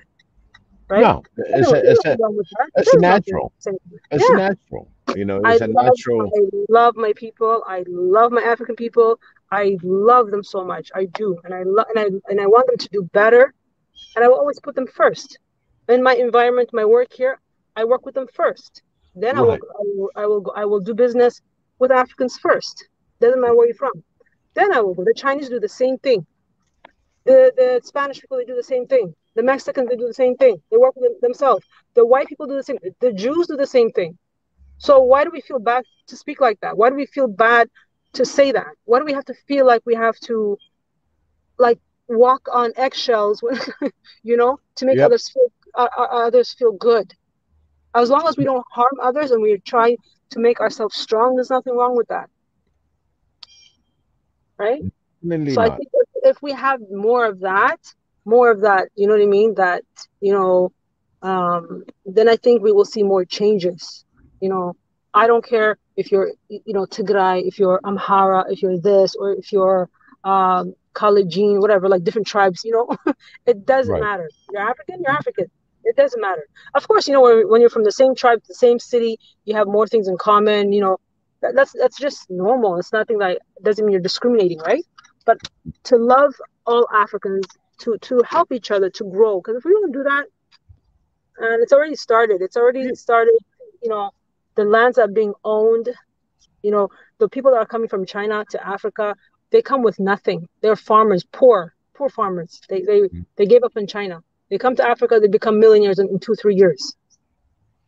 You know, But we don't see that. Sanity, We when you don't see said that, you know, for me, I picture uh, the old lady carrying all these branches for firewood, you know, on her back. And my mind is, how can I make life easy for her? You see, that. Yes, yes. how can I make her life easy? And then I see another contrast in the West when you look at the senior citizen living, the living condition, how they live, how they do things. This is the mother that grandmothers that are carrying all this love every day in order to prepare a meal. For me, I'm looking at that basic on that I see on every part of Africa, that we have that grandmother that's carrying the firewood that she collects through what scattered and coming back. Can you imagine the grandmothers in the West doing that? It's exactly that's what I'm trying. That's where you really think, uh, uh, what can we do to facilitate that? And at the same time, um, she can get it done. What way? Because Mm-hmm. if you ask in the diaspora, uh, unless they are been you born in Africa and saw and witnessed those, or you've seen it on videos, is how can you simplify that life? For me, I want to see that grandmother being treated just the way it happens in the Western world. Mm-hmm. These are mothers. These are African mothers. She carries all that, fed Mm-hmm. you, put you to school. Now you're in diaspora, and then coming back. What can you really go back and help that village? I'm not talking about the urban side. I'm talking about the rural side. What Mm-hmm. could we contribute in that aspect of it? It's just basic things, you know, like water, electricity, uh, basic things. You know, Mm-hmm. how can we put that gap? And I just put one of the things that Pi puts it is like, you know, most of the black betterment, university and diaspora are uh, makers about the Afrocentrism, not Ubuntu. Mm-hmm. Pan-Africanism is it is different things. Mm-hmm. So in order to integrate, that's another idea that gives me. Thank you so much, Pi, for your comment. And do we have such institution or any gathering or any diaspora betterment for Africans? Some kind of a place where you could put this kind of conversation and train the trainer type of I education. You see I what think we see. I think we could start with each person, like the village, maybe the village that you're in, right? I'm. So if you know, because it's so, Africa is so big and it's so wide and so many issues, like same, it's so widespread. So I mean, it can be very overwhelming. Like when I sit down, I write things down, my goals and things I want to do. You know, it's very overwhelming because like, where do you start? How? When? You know, like You can't help everybody. But if you, when we, like, to me, the diaspora, what we can do is we can not give, don't give money, don't give things, because that's just temporary, but like show them how to live, to be self-sustainable, right? So that the mothers, that the grandmothers that carry, they're so strong, carrying those wood burning woods in their back. You know, my grandmother used to do that. My aunties, some of them still do, in the village, they still do it. You know, so it's I have relatives, even though most of them are out, but I still have relatives in Eritrea that still do that, like that live in the village, right? So how do we appreciate them, and also because or solve these issues like you're saying, instead of them carrying their back in that hot sun, can we create a borehole, what's it called, bore, something like, you know what I'm talking about, like that, right. It's like for water, right, to get access to water. So well, like it's a well, it's called a bore, something, I don't know, maybe I'm not saying properly, but they create a well in that village where they don't have to go too far to carry water, right? And most, like, if not anywhere, if not all over the place, most places there is water underground, which is shocking to me, right? Like, it's amazing how you can just dig and there's water. So, like, maybe we can connect with those again. Start small and go further and further, right? Let's say if you had something like that and you showed it, I would love to fund, even though if I can't be there, even $100 or whatever, it helps, to get that. If you can find some honest, trustworthy people that are not just thinking for themselves, but think togetherness, right? For the betterment of that village or that community. We can find individuals, and there are some great people in this group, in this family, that live in Ethiopia, I believe, that are teachers, right? That contribute, right? That are part of this, family. So we can reach out to those, or in Canada, the same thing, in different parts, in Tanzania, the same thing, right? And start small. And there are diasporas, especially the African Americans too. They're highly educated. They've gone through the struggles. I'm talking about like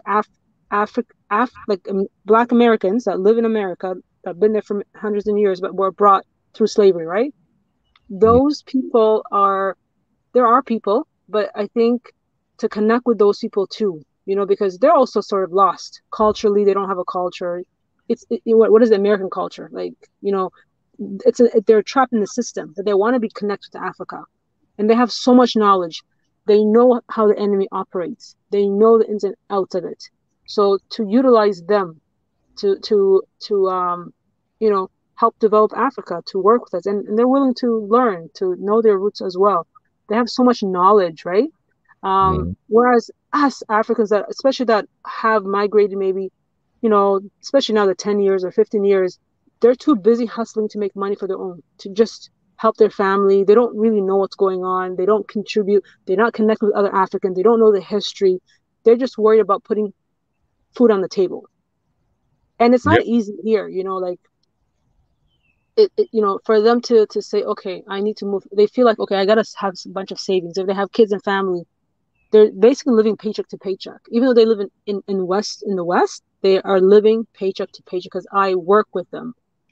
Part of my job is I connect with a lot of East Africans. It's a system. It's a system of not allowing you to be awakened. The system, that's right. Yeah. That's right, because we don't control the narrative, right? It's enslaving you, Absolutely. I don't know if you saw this. There's this guy. His name is Go Black to Africa. His channel is called Go Black to Africa. Go Back to Africa. I saw that. Yeah. He did. I didn't see the full video, but he did a video recently about a Tanzanian. I don't know if he's a teacher or if he's a. In fact, I saw it 2 days ago. Yeah, and he was telling people that Europeans are superior than us, something like that. Right. And I'm like, are you kidding me? Like, you see, this is the problem. If I saw it, I would just smack him left and right, Right. Wake And them up. the way he's looking at it as being superior. Okay, you live in diaspora. Okay, Mhm, the day that you land from the airport going through the city, just depending where you come from, you just mhm, say, "I wish I have that in back home." You know, you like the highways, the traffic flows, all that, whatever that you see for the first time. It becomes, imagine people that even live in New York. Oh my God, I really want to have this high rise back home. mhm, And I'm talking about before you even take a deeper uh, steps inside the system, mhm, just you as arriving in the West world. And when you see all these things that are moving and everything else, and then it'll say, oh, are you hungry? It's so funny that even my uncle, when he picked me up, uh, he asked me, "Are you hungry?" And I'm like, "Wait a minute, do I look like I'm hungry?" You see what I'm saying? My definition is like, do I look like a hungry man that just came into United States? You understand? I had this attitude against them. I said, no, no, no, I'm okay. But deep in my mind, I'm like going, where'd this come from? I just came from the airplane. I ate and everything else. But why mhm, is the food number one topic? And I came in from Paris. So I've been mhm, all over Paris, and I've been exposed to the West world mhm, prior for me to come to United States. This is nothing surprising. You understand? But mhm, if when I first landed in Paris and looked at all these lights and everything else, and I'm like, wow. And when I left the country, it was 25 million people. mhm. Okay.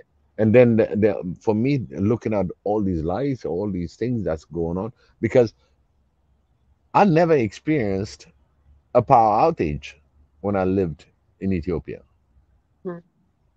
Now there's a power outage. Yeah, there's a power outage because the population grew. Grew, exactly. And the relation is the consumer is higher than the producer. They Exactly. cannot produce. And in contrast to that moment when I looked at it, and I'm like, why you ask me that I'm hungry? You I see? just came in from Paris. You know what I mean? It's not that genuine, you must be hungry or something like that. No, it's available. So Mhm, he's trying to impress me. Oh, okay, we can pull over here and pick up something. You know what I mean? mhm. And I told him, listen, don't try to impress me because But it's not, yeah. I Mhm. already know what is about the United States. I already know everything about the European and all that. And And the way, like, you speak of France, right? France is a little tiny blop in the world. It's a tiny, tiny little country. yep, So where do they get their wealth and how do they develop the way they are? They don't have any resources. The people that work in France, they have the greatest life. They work, I think, 8 to 5 or no, 8 to 4 or something like that. And the week they have their, a month long paid vacation. They have the six best six weeks, life. 6 weeks, six even better. weeks. There you go. You see? And you know what I mean? And then our mothers and grandmothers are, carrying branches from, Right. from God knows where. So Yep. this is a thing. So if people knew what was going on, France is wealthy because of the domination of the 14 or 13 West African countries. They're holding their reserve, their funding. They control their money. They control their resources. You see? So that's why, and France is not going to let that go. They're going to fight until the end.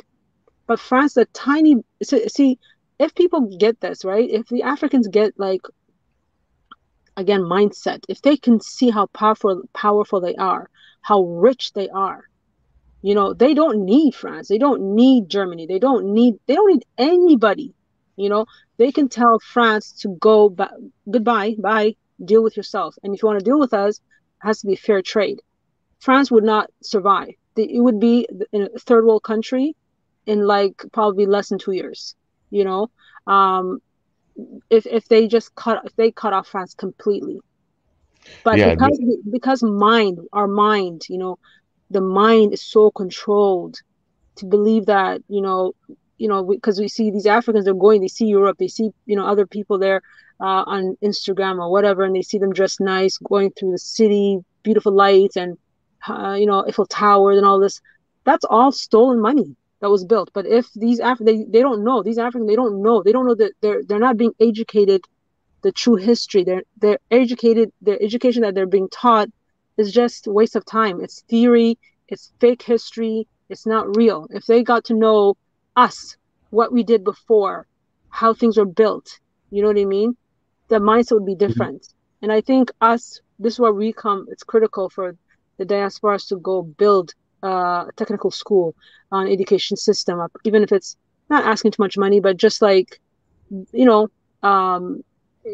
that conversation, building with the youth, because the youth are different. I find even Africans, they're really Pan-African. They're working. They don't think just one country only. They're more open-minded through social media. They see the connection, and they're seeing what's happening because they're tired also of the same theme repeating over and over and over again. And the Western, like the Europeans, the Western, even their children, they're privileged. They don't know the true history, so they're given. They want to get married, want to start a business. They're given money. They're given starter money. We have to work from everything I have that I've created. I start from scratch. I did it myself. Not my parents are not rich. Right. They brought me here. They gave me education. They paid for my school to a certain extent. But I did everything from the ground up, right? So we weren't given anything.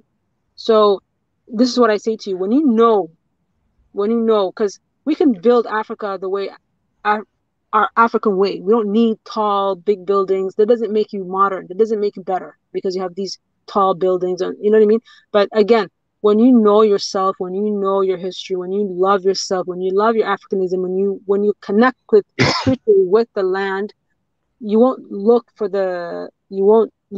the West and the way the West is, right? You would actually stay far, far away, because the way the West is now, see what's going on in America, same thing's happening in Canada. I want to run away. I want to get away from here. I want to pack my bag and go. So yeah, the way things are going. So we got to open, we got to educate these people, because sometimes, and you get Africans saying, oh, you're saying these things to me because you don't want me to do good. You don't want me to develop in the West. You're there yourself. You're enjoying, but you want to block me from coming. They'll say things like that, right? And so, but if we can provide more evidence, people struggling even here, families struggling here too, then they can see it. Okay, maybe life is not as good as we thought it was. They're literally living paycheck to paycheck. Yeah, okay, we have nice roads. We don't have dirt roads, but you're literally living paycheck to paycheck here. And especially now, everything's so expensive. There's food shortage. There's so many things going on now here. Just ridiculous. Everything has gone up. I don't know in your state if that's the case, everything. The pay is not going up though. The pay is not going up. Yeah, I just spoke to my mom. She's in Addis this morning, and she was like everything is going on the way up, and you don't see. She said it's so high, you never see it landing again. even at the salary, you see that? It's just incredibly, and specifically the war that you have between Russia and Ukraine. It really affects what we got, or what happened. As a diaspora, we're all aware.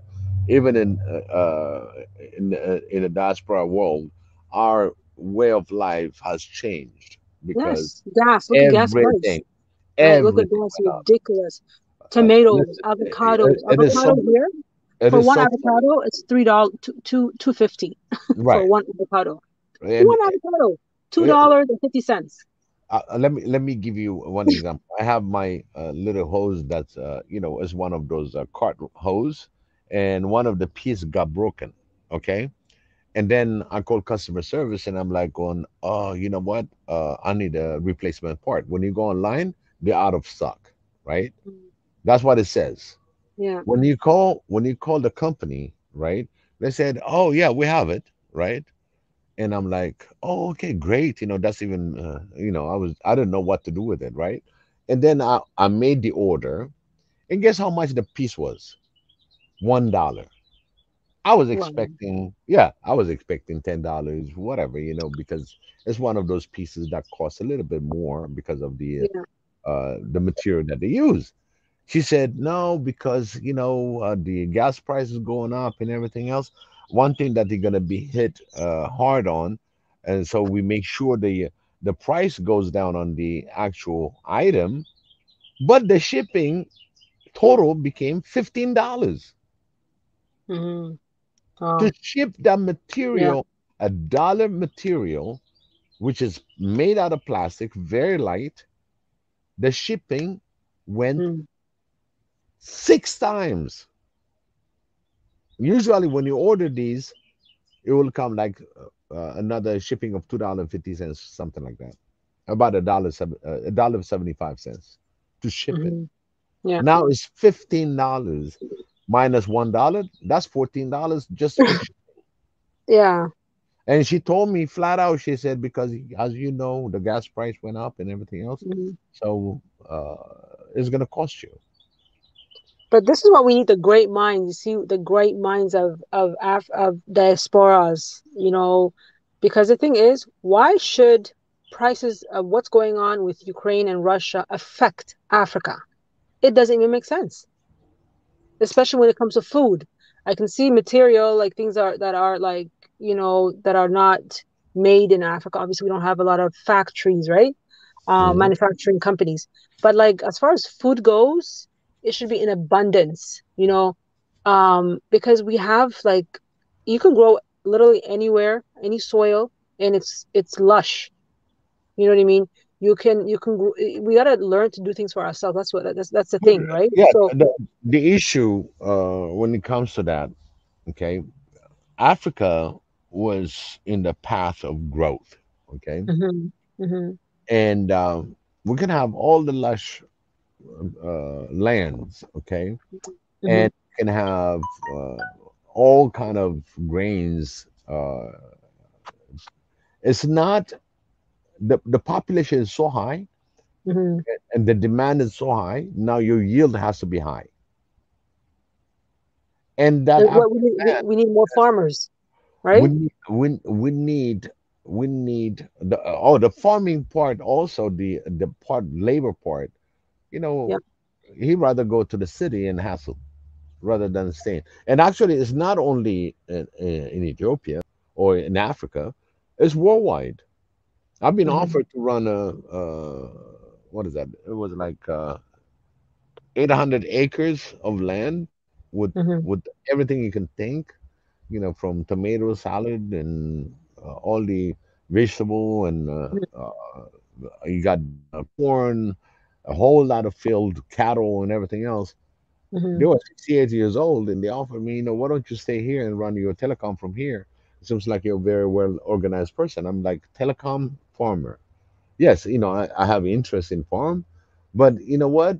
Uh, I spent all my life in the telecom section, and now to go back to that of my favorite, put it in a hobby, but at the same time, I really enjoy the farm, Hmm. the farm life, even though I didn't completely 100%. How many years ago was that? This is about 10, 15 years ago. About Yeah. 15, I would say 15 years ago. Because these couples, all their Hmm. children and grandchildren, they went to Ivy League schools and everything else, became lawyer, accountants, whatever, and they never want to see that farm life ever again. Of course, because farmers are seen as like lower, like it's not as, but it's changed now, like the people No, mindset, it's hard because work. It's hard it, work. it is, but It but the is thing hard is, work. but now you see, like, to be honest, now it is hard work. It's not easy, but now you've got equipment to make it easier for you, right? You Mhm. have machines that can make it easy for you. You can live a great life being a farmer, because like, especially here in the West, we're not even eating real food. It's GMO. It's not even like tomatoes are like the size of a gun, like it looks like the size of a football, you know, it's so big. It's not, it's so unnatural, you know. Mm. So now people are realizing, because people are getting sick, you know, it's a system again, right? The food that we eat here, that we consume, it's not, it's unnatural. It's not, it's GMO mostly. And so Mm. you get sick, and then you go to the pharmacy, you go to the doctor, they give you medicine. It's a cycle. So they make money, you know, continuously, right? Mm. So we have to wake up from that funk, like from that fog in our mind. Because the thing is, look at our grandparents, even our, you know, great grandparents. Our parents are maybe here, but look at people. As soon as people go from here to Africa and they eat the food in Africa, maybe the first couple of days you might get sick, you know, because there's a, what, you know, the change in your tummy. Maybe you'll have a runny tummy or something like that. But a Mm. week passes by, you'll be a lot healthier. You'll be more energetic. You've got the vitamin D. You've got the food, because it's all natural, right? Avocados, everything that you need, like smoothies. To smoothies here, they make smoothie when you go to the mall, whatever. But it's not even smoothie. It's like maybe 5% fruits, and the rest is like water and additives, right? Because it's so expensive. You go to Addis, or I'm sure, or Kenya, whatever, you'll get a full avocado, a full orange, a full other fruits, you know, and like you actually get a real smoothie, not 5% smooth fruit smoothie, you know. So what I'm saying is things are changing. People are, especially here, they're trying to eat more healthier. They're trying to eat less outside, especially when this COVID happened.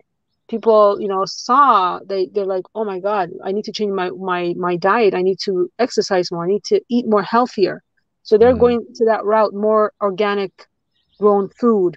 So there's so much, a lot of, some of my friends have gone from here, started amaranth farm, started different type of, you know, amaranth is a flour, but it's gluten-free flour, right? Right. You know, we eat injera. Injera is like our everything, right? Mm. Like, so tough, right? So tough, Yeah.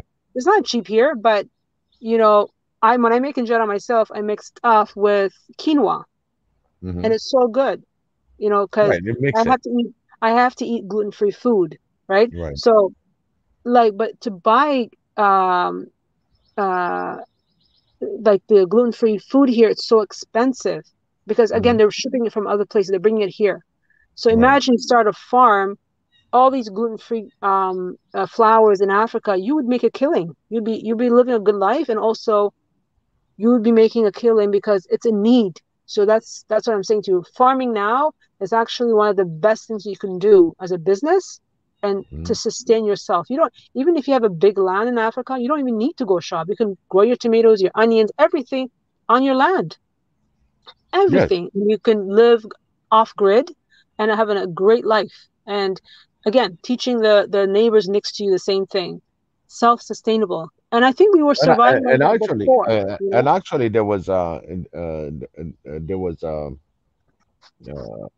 initiative in Eritrea that you don't have to have all these lands, and then they introduced um, growth in a bag.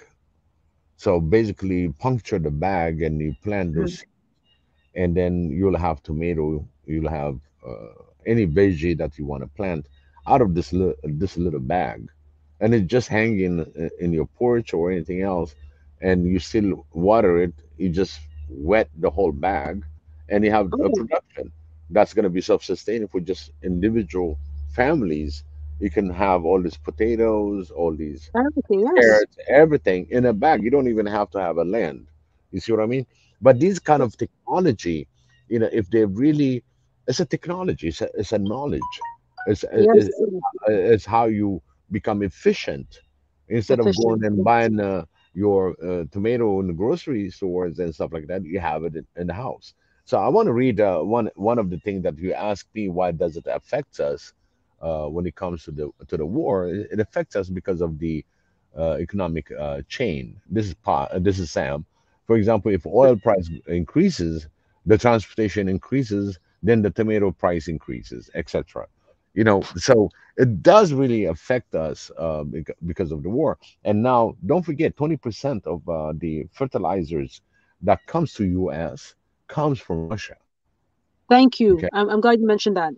And My and battery, my battery. if, If yeah, my phone cuts off because my battery died, I have like I think 5%. okay, you I'm got you. outside, so but it was nice conversating. I'm still continuing to talk with you, but if it Mhm. cuts out, you know why. I've got 4% left. No problem. Understood. You gave us a fair warning. I just wanted to add to what you were saying in regards to that, before I get cut off, before that fertilizer coming from Russia or Ukraine to, my question is why? Why can't we not do our own? Why do we need these fertilizers? You see, Because of the we have to yield. think. The yield. No, they made us think that we need them, but we have to think differently. We don't need fertilizers coming from Europe. Oh no, Farming no. started, It was a right? comfortable. Everybody was comfortable with the system. You understand? Uh-huh. Everybody Uh-huh. was That's what I'm comfortable. saying. Everything is coming the way is flowing, no problem. Mhm. Now I got cut Mhm. off. Yeah. Now you don't have plan B. Maybe it's a good thing that this happened because then people will learn Now you to gotta look for rethink. to You think, gotta you right? gotta rethink it. You gotta Yeah, rethink it. exactly. And every time that we now, for example, potash and everything else, we have it in Eritrea and Ethiopia. Hmm. An actually big way. But did you we sell the potash or can we produce that as a fertilizer for the country? So it is a chain reaction. So if the diaspora again get hit on the economical level, can you imagine, even though we're trying to bridge that to Africa, what's going to happen to Africa? You Yeah. see, it's all related. And how to balance it now is the diaspora and as well the ideas of to be self-sustained. So we're going to be converting Africa to be self-sustained continent. That's Yeah. the whole process. And that's what we're trying to have one Africa to begin with. If we unite, if we put our thoughts together, okay, we had a deficiency of an expert that can help us into developing this fertilizer issue. Okay, do we have somebody in the diaspora? Yes, we do. We have people that specifically work on those things. Believe me, and they're good at it. How Mm. can we bridge those? There's a need to get our infrastructures bigger, better, stronger. Do we have the specialty in there? If I don't have the specialty in the continent, look in the continent. The continent has people that have done that before. It's just a matter how to replicate it, how to teach one another, and how to share information. Information is the most important thing that going forward for One Africa is using information to our benefit.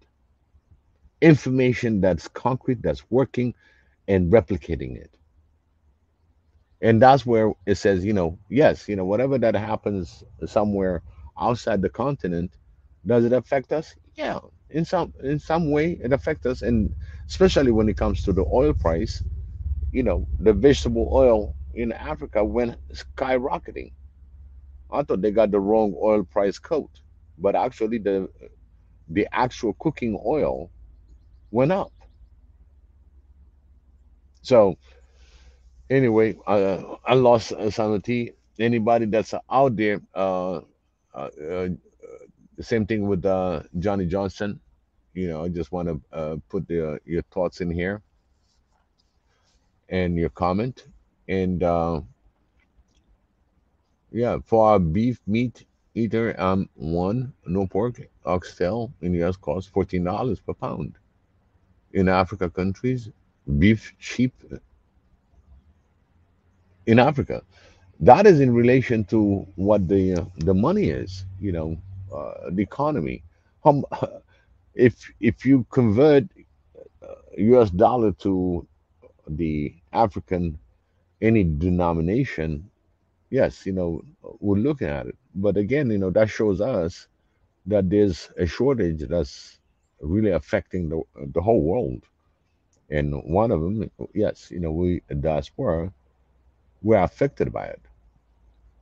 We cannot. we cannot deny it that this war itself created a lot of chain of event in diaspora and as well in the continent itself. So in that aspect, please join me. I want people to join me. We can have a greater conversation. It's been a great conversation. Sanuti is so glad that you joined me and keep this conversation going, and a lot of positive notes. And we should be able to do something about our bridging the diaspora to the mother continent.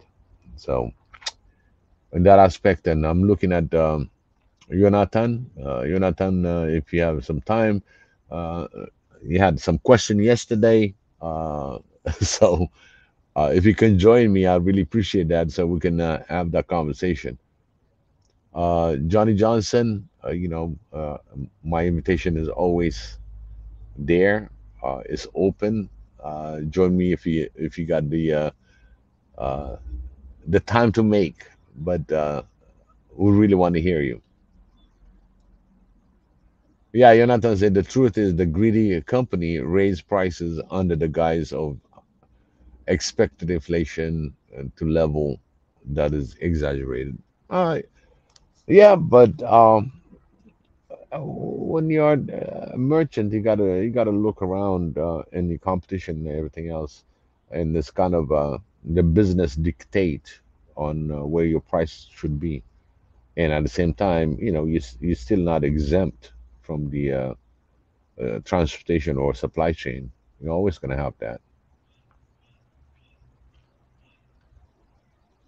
Yes, we got price gouging, as known for that, but when you look at it across, it's really the inflation is so high now.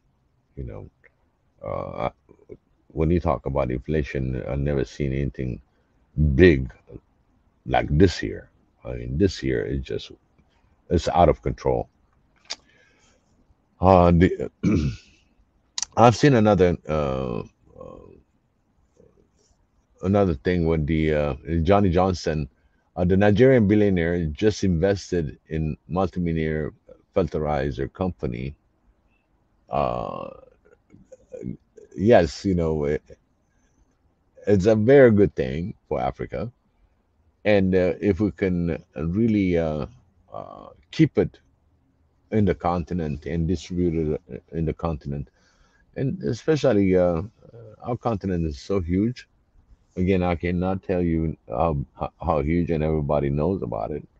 Is that that continent can include the whole United States, India, and China, all that in one continent. Some, including Europe, still got some land left over. That's how big our continent is, and the fur land and everything that we're not using them all. And it's just sad that we don't use it all the good lands that you think we might be able to use. And at the same time, I don't promote deforestation because some of those are natural and you don't want to touch them. But we still got space, uh, and putting the energy together, collaborating together, and again, the science and as well the population start using it properly, because we don't want to deforest things that are really good, because the Sahara Desert is getting bigger, and deforestation is going to put us more in trouble. And the trouble that we're in is because of deforestation. Again, I see Marie Edouin Dan Oden. Last year, harvest is on the market and in stock. If, the instance, Ukraine can't plant seeds, that'll be a problem next year. So now the company create a shortage. Yes, absolutely, absolutely. And in fact, as a human nature, when the demand is increasing without the need, meaning, yeah, you can create demand just thinking about, oh, it's going to be a terrible year next year. So now you start hogging, you start hoarding, and start piling. That becomes really out of panic. You make an extra uh, orders where you're going to be creating another problem. But in general, the way it's been predicted through all the financial organization is that the rise of oil is going to be there, and supply chain will have to pay those extra, which is going to be tacked in to the consumer. So it's all tied in, you know. It all goes hand to hand. You can have the product that it was cheap. That, like I gave you an example, $1 product costs me now $15 for transportation, for shipping, unheard of. And this is from a corporate company. Usually they get a lot of the flat rate. So if that $1 item costs me another $14 to ship it, yes, there's a problem. And this is on just a little minute thing. Can you imagine on the heavier stuff? So again, this is where again the diaspora kicks in, because there's a uh, deficit that Africa cannot afford. Paying for all these things that they usually took for granted, whatever, not granted, put it that way. It was a system that was in place. Suddenly, everything is inflated, everything goes out of hand. So you're going to think about our African brothers and how can we keep close tie and really, really being concerned for our African brothers and sisters out there in the African land, and what can we do quickly to bridge this deficit and tackle it in and help the continent with all the other options that can be opened up from the ground in Africa, connecting back to the diaspora who specialize on these things that can help the continent. So, in short, in the nutshell, I started with the discussion of the the fact that are we understanding that this manufactured identity can be really resolved in a way that every African descent should be participating in the growth and betterness of the African continent. And I really appreciate everybody that joined me today. Your comment, Sanuti, I really appreciate it. Tanzan, I really appreciate it. Um, Again, Johnny Johnson, always. Sam, Mariette Den Oden, uh, really, really good comment that I see.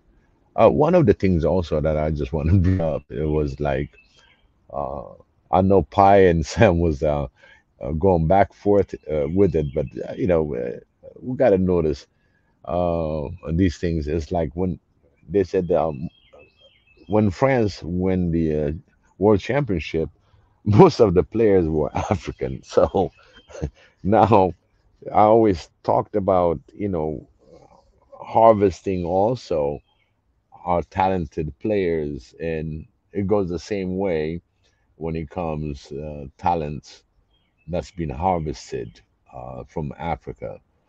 And they finally said, really, it was Africa that won the championship. So I really appreciate that Pi and Sam entertained that part. It's kind of funny, but you're right. You're very right. In 2020, I see uh, Johnny Johnson picked up also on the uh, mistaken in 2021, U.S. printed 4 trillion US dollar. Yeah, that's why it's easy to give a $300 billion and $80 billion now going. You know where it's going. So that's insane. That's really insane. And it's a madness. 4 trillion printed. So what we gonna be? I wish Africa can print that kind of money. Would have been at a different level.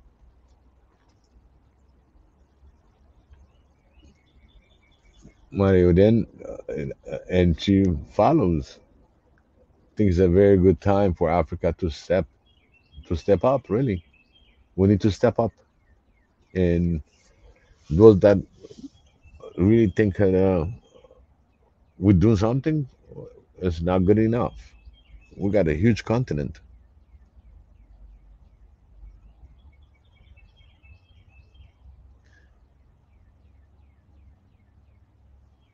I got GB that joined us. I really appreciate it on the comment section. The dollar has been backed by weapon. Again, it's something to think about. For me, my prayer is that when all these things goes, my prayer goes to Africa. May Xavier bless Africa and keep protecting Africa, because we have a long road and long way to even uh, say we developing, because we just nicked it, and everything that's out there, it was purely done by the African sweat. And Diaspora, I appreciate that all these things that they set up out there in the continent. Please help them to grow, to connect with them, take responsibility. Uh, that is very important for all of us. Whatever you do, as long as you got your vision into helping Africa as an African in diaspora, it's all good thing. Whatever you do, just put, like I always said, 5%, just a blink. If you can do it, yes, do it. Just help, because Africa needs all the help from all of us in diaspora. In that, I'm going to close my session today. Um, I really thank everybody that joined me, and may Xavier bless you all. May Xavier put all the good spirit on the blessing in your heart. May Xavier bless you. In that, I conclude my show today. Thank you for joining me in a prayer. Dear Xavier, I thank you for giving me the chance to voice and heard other voices to help our continent, Africa. Again, give us the strength for unity, for peace, and love. I pray also for Marie Antoinette, Kaku, Kuku, Dr. Zadega, and Mika, to shower you with all his blessing, to heal you with everything that you have. And I thank Xavier here in the mighty name in Jesus Christ. Amen. All right. I'm about to wrap, but I cannot wrap without Mariette then who then comment through. So Diaspora needs to step up too by investing in Africa. Absolutely. I agree. Thank you, Sam. Really appreciate that. Johnny Johnson, I always appreciate you. Marie Antoinette. Um, my family that didn't participate on this comment today, but when you listen this and go over it, please don't forget to subscribe, like, and make sure that you pass it on to anybody, because we need very few of the leadership that comes in, but we need the whole Africa to listen to what we conversate every day, because it's important.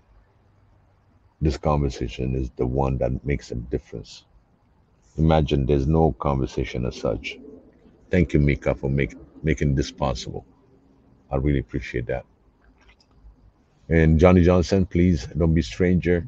Join on any show. Jonathan as well. Sam, definitely I'm looking forward to you. Betty, Adeline, thank you for your support. Nanel Samson, really appreciate that. I want to go back to one of the uh, person that really didn't understand who we are, is Talk Truth with Shwani.